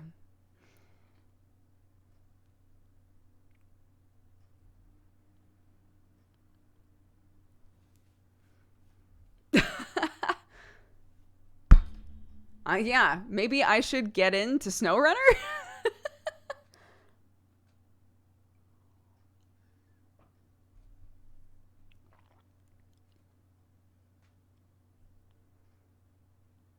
It is Vim from Tearing Veil, yes.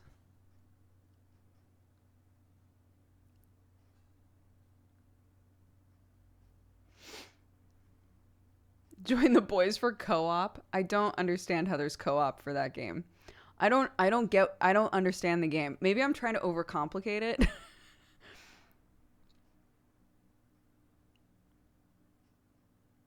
But like, what is the like, are you all starting at the same place and you're trying to get to the end the quickest? What is the multiplayer? Are you partners with a D?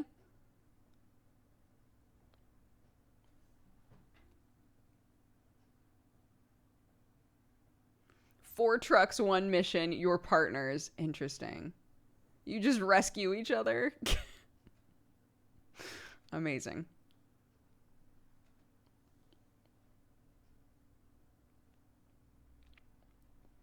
I love it.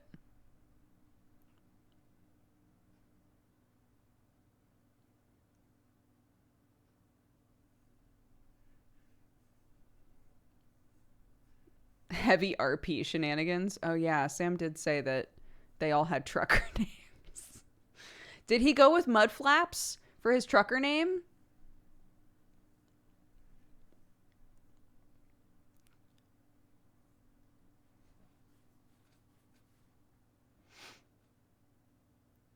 He asked me what his trucker name should be, and I said Mudflaps. He did. Amazing. I'm very proud of him.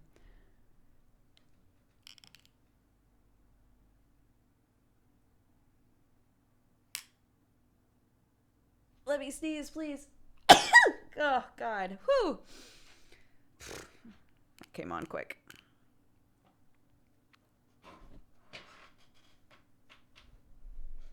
What's yours gonna be? I don't know. What's my trucker name, chat?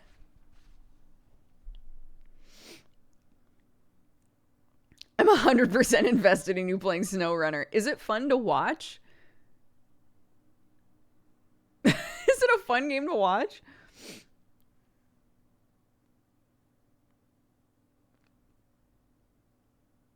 Greasy Cat. Diesel Duchess. Oh my god. Truck bonus. Fuck.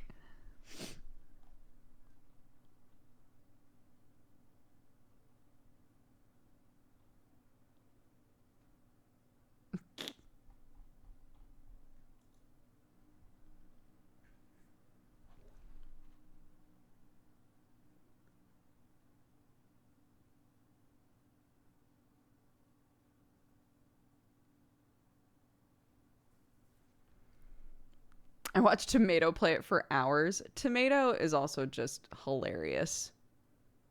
Tomato doesn't have to do anything and he's funny. It's not a fair comparison.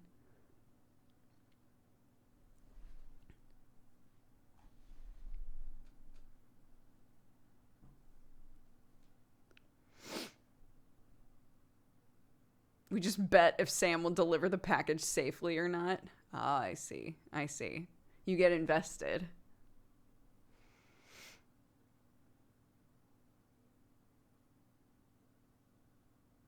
You're funnier than Tomato? Thank you for lying to me. That's very sweet. No background music. I never have background music. Never.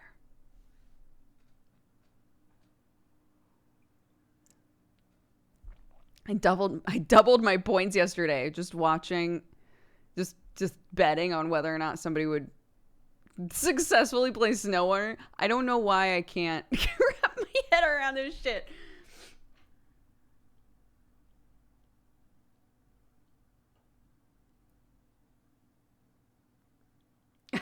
We do background music during like craft streams or like cooking streams. We do background music then. Put on some lo-fi, you know? But not when we're just hanging and chatting. I don't know why. I've never thought to do that.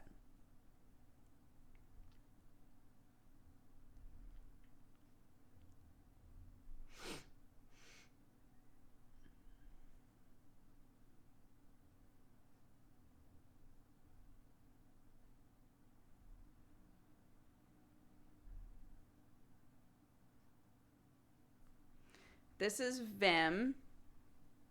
He's Vigor's character on Tearing Veil.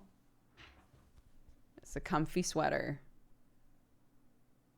with a precious, totally not evil tiefling on it.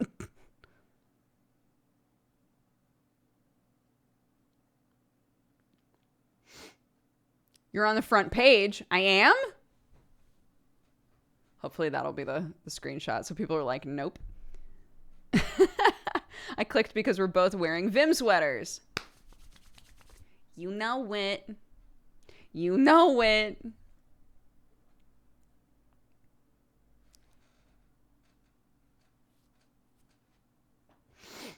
Is Tearing Veil hype? It's my favorite Arcadum game currently, I think. It's very fun. Is being on the front page bad? No, it's not. It's very good. It means that people who maybe never watch or have never watched before will find us, which is tight. But I do love when I do something and people are like, I came here because the thumbnail that it offered me was so weird. If my thumbnail can just be me dabbing, that would be ideal.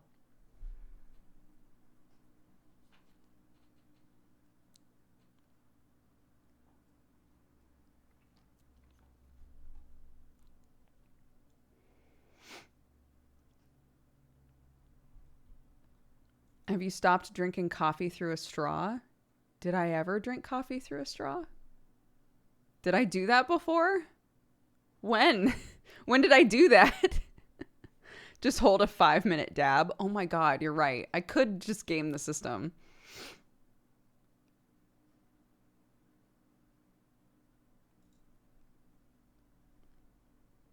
Way back in your coffee time videos?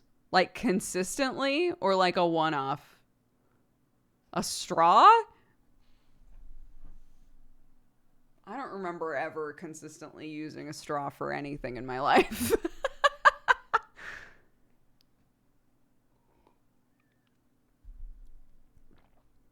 Potentially, if I had bought like an iced something, or if I had gotten some sick ass makeup done and I was like, I don't want to mess up my lipstick. Those are the only situations I can think of. But lipstick Dooger is like a once a year situation.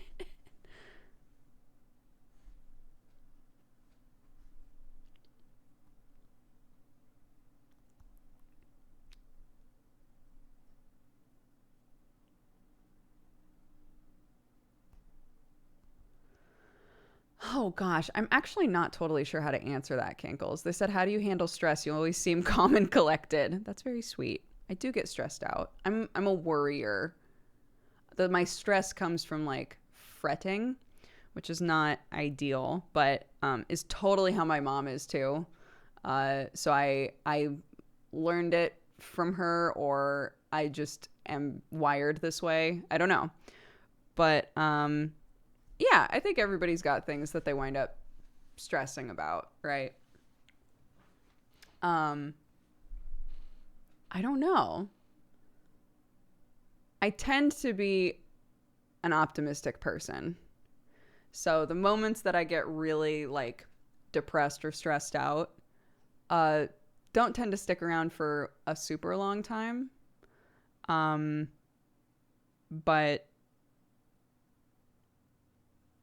in terms of like recentering my brain, I do a lot of like making lists, like thinking about stuff that makes me happy, you know, about things that I'm grateful for. My mom 100% used to be the person who, if I was like in a bad place, would be like, okay, so how much sleep have you been getting? When's the last time you ate a good meal? Maybe play some DDR and get a little exercise in. And I would always be like, ugh. And then I'd do it and I'd feel a million times better, you know? So, yeah, there's like a checklist in my mind of things that I consider if I'm in a bad place. But I've met enough people to know that not everything that way works for everybody, right? And it's like a life process of figuring out how your own brain works and why it works that way, and what it is that you can do. Like, I realized at a certain point that a lot of stress that I had was miscommunication stress. It was me not communicating what was upsetting me. And so it made it a million times worse, right? This feeling of like not wanting to rock the boat and not wanting to like make a big deal out of something would actually like stress the fuck out of me. And I've gotten so much better about it since being with Sam, because Sam is I want to talk about it now kind of person. He's learned to be gentler about it because in the moment I can be sensitive. We've learned from each other how to converse better, right? And I've gotten a lot better about, if I get upset about something, saying to myself, okay, I'm putting a lot of blame on Sam here, but have I actually communicated? Have I told him that it upsets me, or have I communicated the thing that he would need to know, right? Like, he's not a mind reader, right? So in my efforts to not rock the boat, I'm actually making like a much worse situation for both of us, whether that's me and a friend or me and my partner or whatever. Realizing that has made a big difference for me in those moments when I get really stressed out. I'm able to kind of assess with myself, like, is there a conversation here that I can have with the other person that will, even if we don't come to like an agreement, will make me feel better just because I took the time to speak up, you know?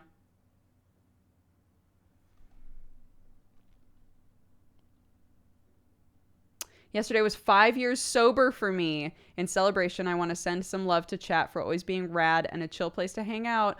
Dusky, congratulations. That's wonderful. That's wonderful. I'm very proud of you.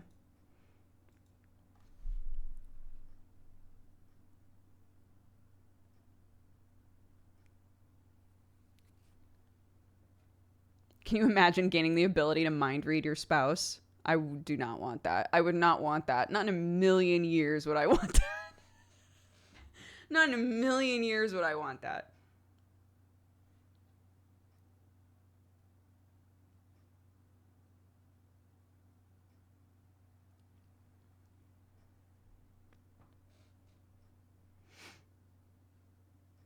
Saturday morning Dooger getting real deep this morning. We typically hit a topic almost every Saturday that's like a bit more introspective than anybody signed up for. And I'm sorry for that. But most of the time it seems like people are glad it happened.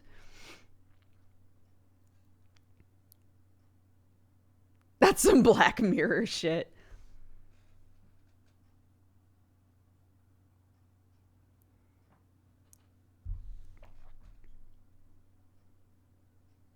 What about the ability to know what they want to eat at any given moment? I also don't want that, because I would put so much, I'm very nurturing as a personality. I would feel so bad that I could rarely provide the food that Sam wants. And you might say, like, well, then he can sort it out for himself. Sure. But I really like to cook, and I really like to make food, and I really like to feed the people in my life, right? If I, like, put a bunch of love into a meal, and I knew deep down that all Sam really wanted was ramen, it would be sad. That would be sad.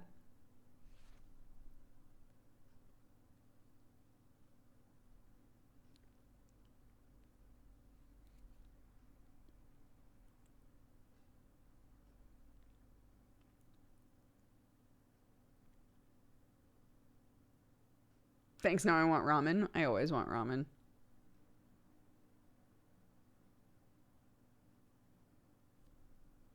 How is Clark with eating veggies?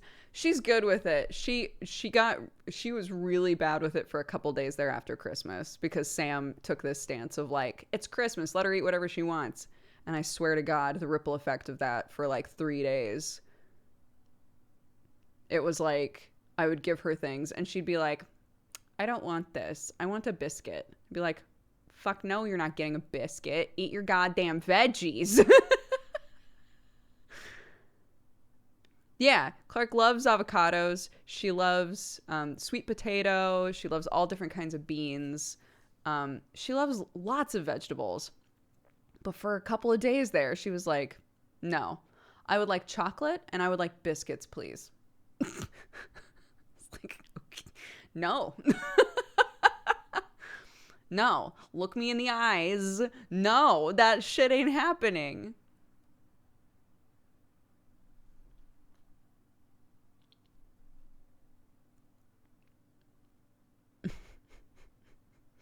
The hard part is that Sam, I think, could totally be like, yeah, I'll just eat biscuits and chocolate for a day and be totally fine. I cannot do that. I'm also not like a big sweets person though. So for me, you know, even having like a tea biscuit in the morning feels weird. Like, no, I don't want that. It's not that they're particularly sweet, but I don't want that yet.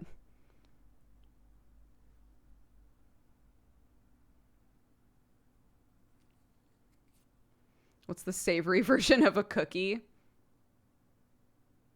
A cracker? I don't know. Bread?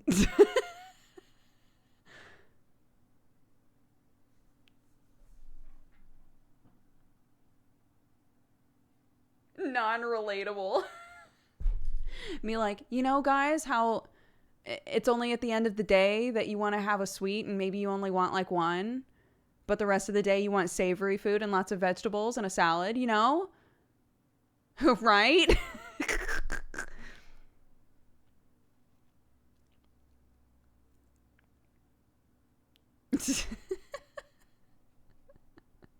That's me.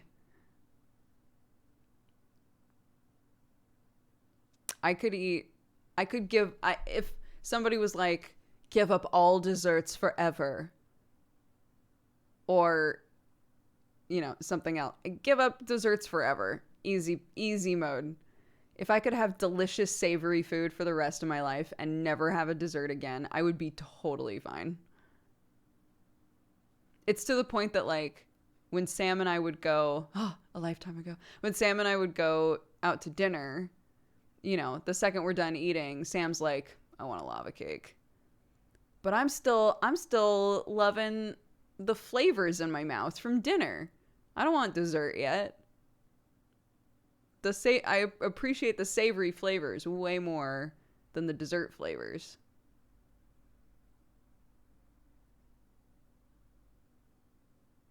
We need a chat poll. Okay. Let's do a poll. Savory foods and desserts are both drowning. Who do you save?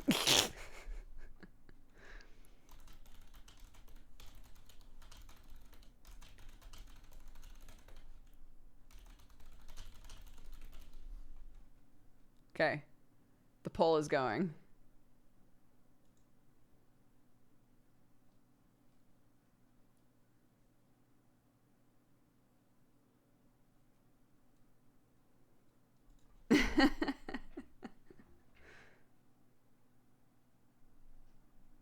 I love sweets, but I can't live without savory, right? Dude. I don't get the kill option. It's always on there. Every poll that I run, the final option is kill the merchant.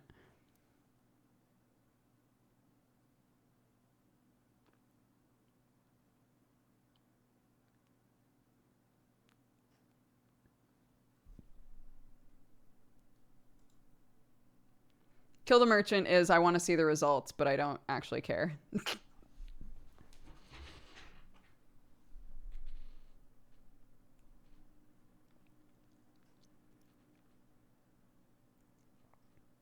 But I want to smooch the merchant. Oh, God, guys. I can't keep up all your demands.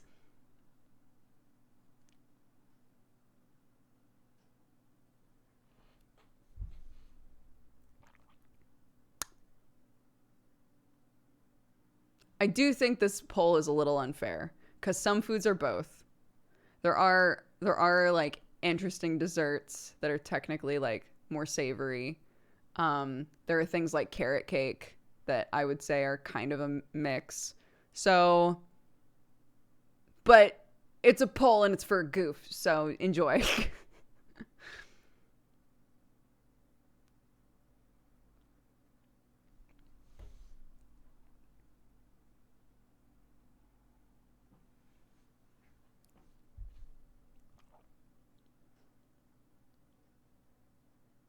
Popcorn, sure. Yeah, popcorn can be sweet, but can be savory. There's all kinds of stuff like that.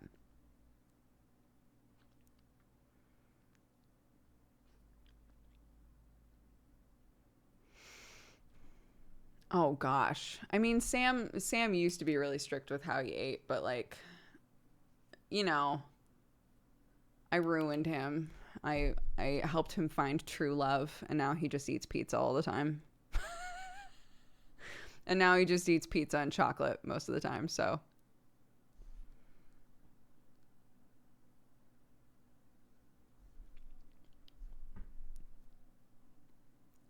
Right? He grew out his hair. He has a beard now. He only eats pizza.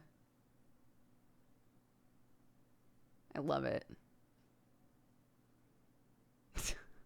I don't love that he only eats pizza. Let me establish. I wish that he ate better food than pizza. And he's fine with eating food other than pizza, but he hurts himself every time he's in the kitchen. So this is why we're trying to meal prep this weekend so that he has options in the fridge that are not pizza that he can help make and hopefully not cut himself. Fingers crossed.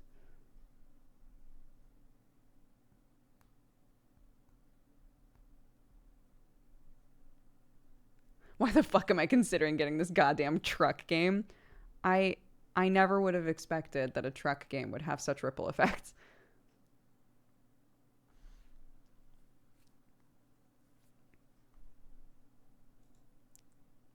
Well, at this point, 60% of you would save savory food. And 21% of you would save desserts, and 21% of you would kill the merchant. Poor desserts. Goodbye. Goodbye, desserts. It turns out this poll was real life. All desserts are gone now.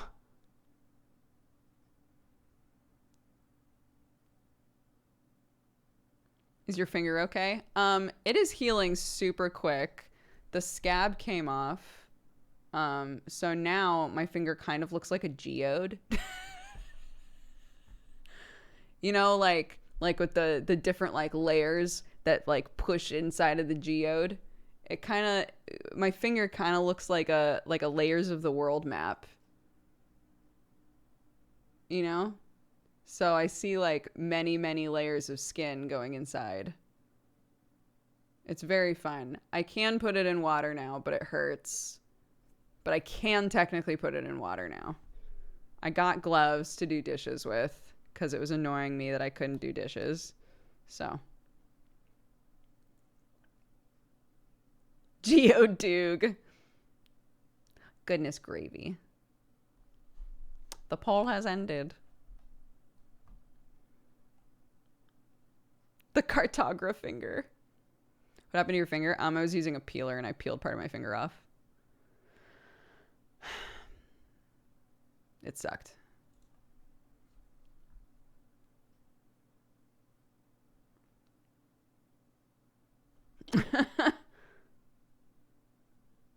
I cut my finger. Sam burned his hair. It was a great Christmas. Christmas Eve, went off of that hitch.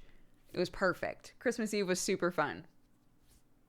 Christmas Day, riddled with weird shit. But what can you do?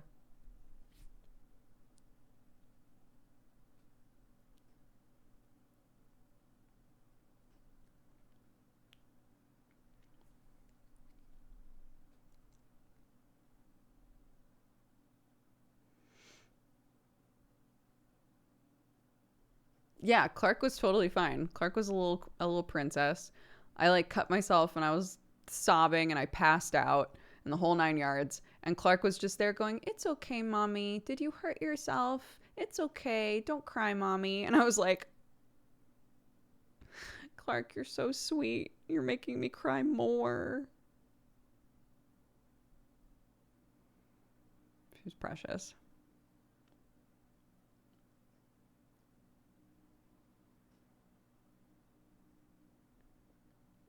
The concept of getting your finger with a peeler makes me shift into another dimension. That's such a funny way to put that.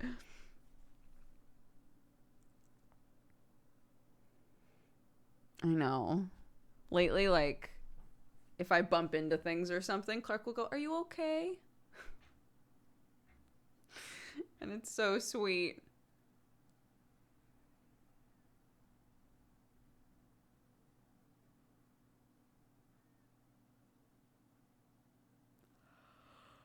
Oh, goodness.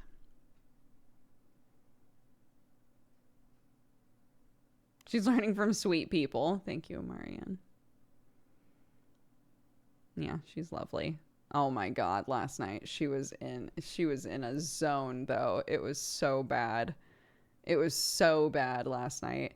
And I'm wondering now if part of it was that she was starting to, because I was telling Chad at the beginning of the stream that Clark is sick this morning. And I'm wondering if part of how she was feeling last night was because she was starting to like get under the weather. But I'm not sure.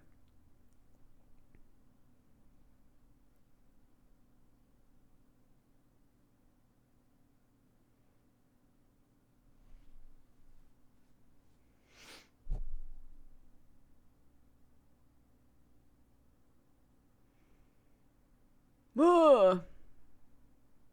I had to look away from chat. I just read a thing that made my whole bod cringe. Mav, how are you? My small is teething, so we are up. Oh my God, I do not miss the teething times. How are you, Mav? Give your babu a squeeze.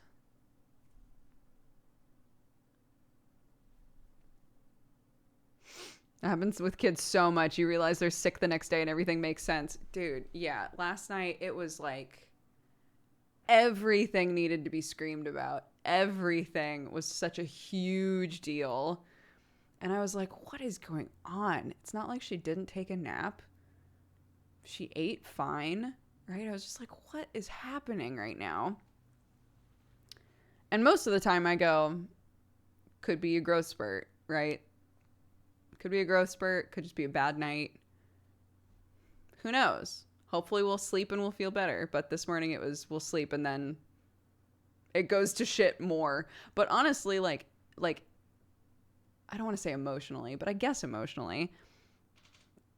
Today, even though she's definitely sick, in terms of how we interacted, it was great. We communicated really well. She was very sweet. You know, she told me what she needed. And it was awesome. But she felt like shit, you know? So It's always a growth spurt. I feel this too deep. Oh my God. Mav, when like your kid is acting a certain way and you're like, what's happened? Is this life now? Are they going to be like this forever? Did I fuck up at some point? How do I undo this? And then 2 days later, they're fine. And you're like, oh. All right.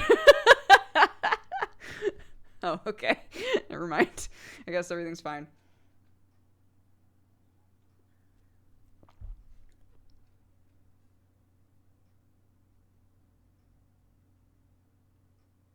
How do I undo this? Yeah, because like I mean, we talked about this the other day a bit, but you know, it's a long game. The whole thing is a long game of like, my primary job as a parent is to help her understand herself emotionally and understand the world and learn about different types of people and situations and stuff like that in as healthy of a way as possible so that she can navigate it in a healthy way for her, right?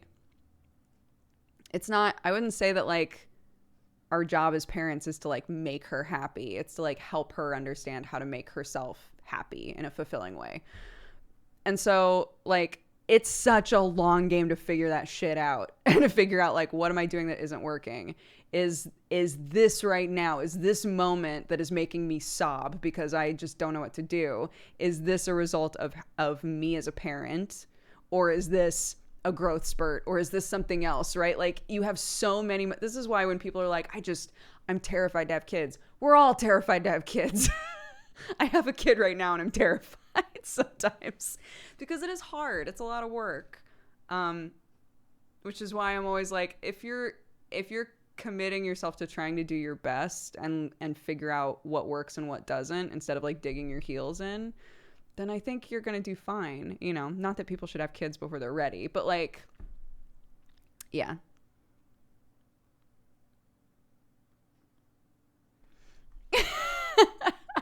I joke they fade into the dark side. Keep the crucifix close.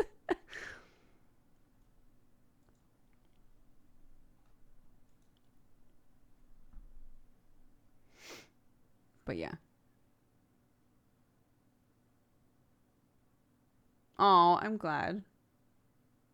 I know that when I had Clark and I was really I was really open to just TMI talking about what it was like to give birth. So many people were like, honestly, I'm less terrified to have a baby now. That's great. And if like these sorts of conversations can do the same thing for like, oh my God, I'm so scared to have a kid because the terrible twos and the three-nagers, right? If talking about it kind of up front can help people like feel less terrified of it, awesome. But again, reminder, I only have one kid. I've only had experience raising one kid, and all kids are different. So my advice isn't always going to work, or like my experiences are going to be totally different from a lot of you.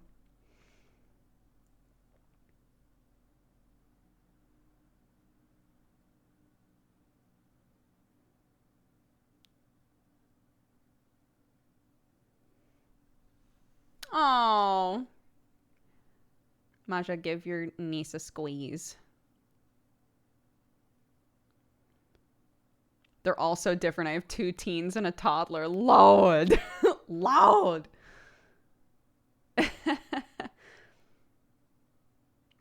That is, I know people who have said that. People with like 5 or more kids have said the more that you have, the easier it gets. But I have no interest in having more than one kid. At least now, I have no interest in having more than one kid. So, who knows? Maybe one day I'll be in a position where I can adopt a kid. I would love to do that. Who knows?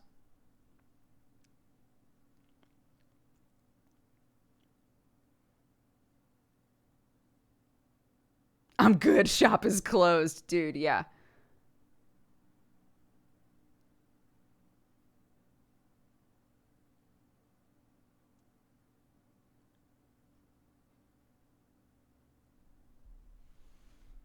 I'm just the cool cousin and I love it. Yeah. I have so many friends that are like, I don't want to have a kid, but I love that all of my friends have had cool kids and I can be like honorary auntie or honorary uncle or whatever the NB version of that is.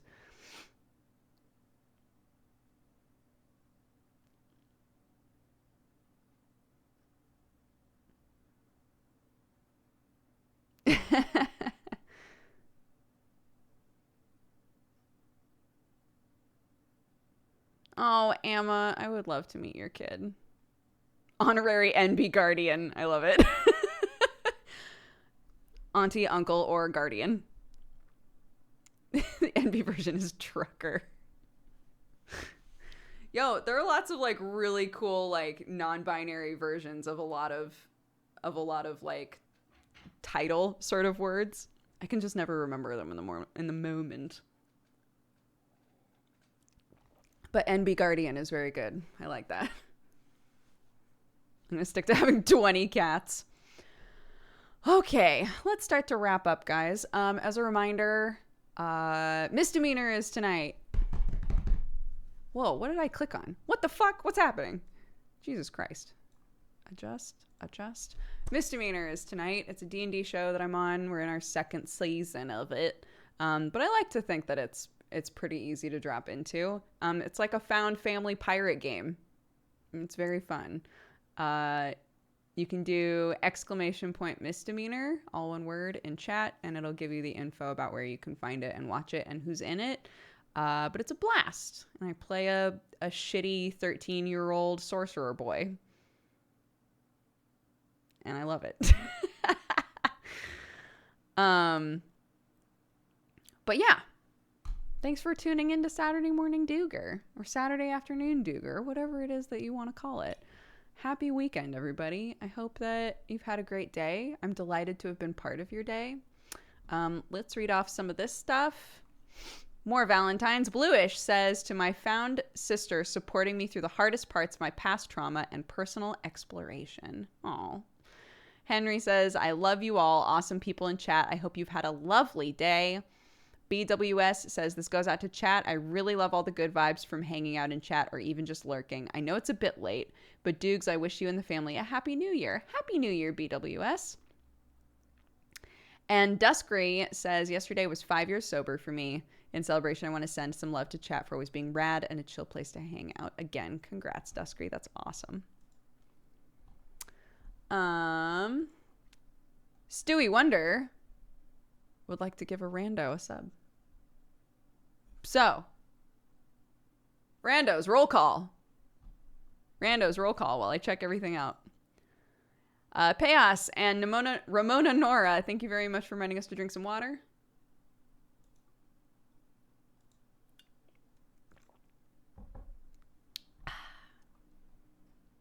All right, scroll. First name that I see is Heir to Despair. Welcome to the Cat Gang. Bam. And that's from Stewie Wonder. Boop.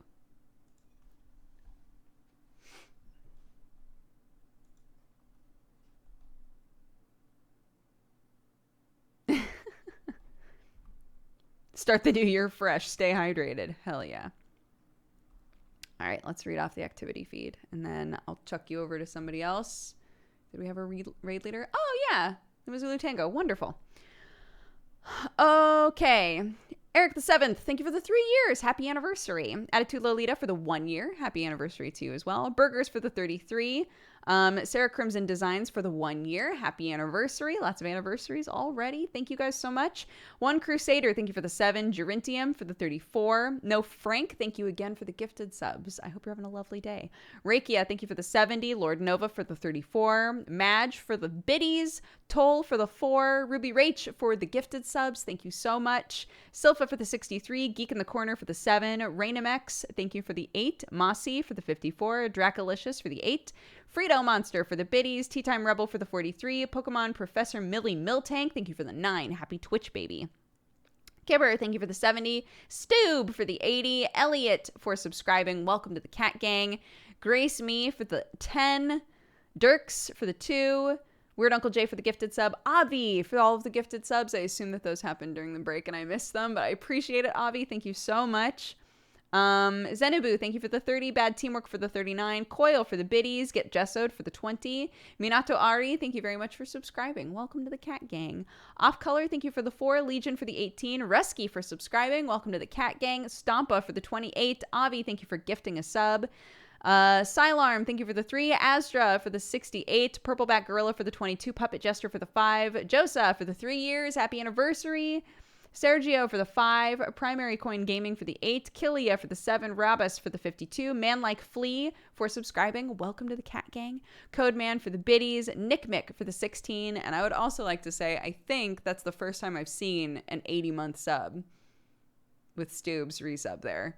80 months. That's wild. Thank you so much, Stoob. Cannot believe it. Cool. Let's double check that. Oh, Rosa just submitted this, so they must still be live. There was one yesterday. Was there? Oh my God. Did I just space out while I was reading it? Probably because I was fucking tired. Either way, that's amazing that a bunch of you guys have like been around that long. So thank you again. Okay. We are going to raid Lima Zulu Tango. Go spread love, spread joy. I will see you guys for Pirate Time tonight. If you're looking for something to watch, it's good fun. It's on Brett Ultimus's channel. But yeah, I'm going to go hang out with my sick little family. And yeah, Misdemeanor tonight. Manga Pod tomorrow, maybe? I'll double check. And Godforged in the evening. Another D&D show tomorrow evening. So see you when I see you guys. Take care. And Happy New Year. Bye-bye.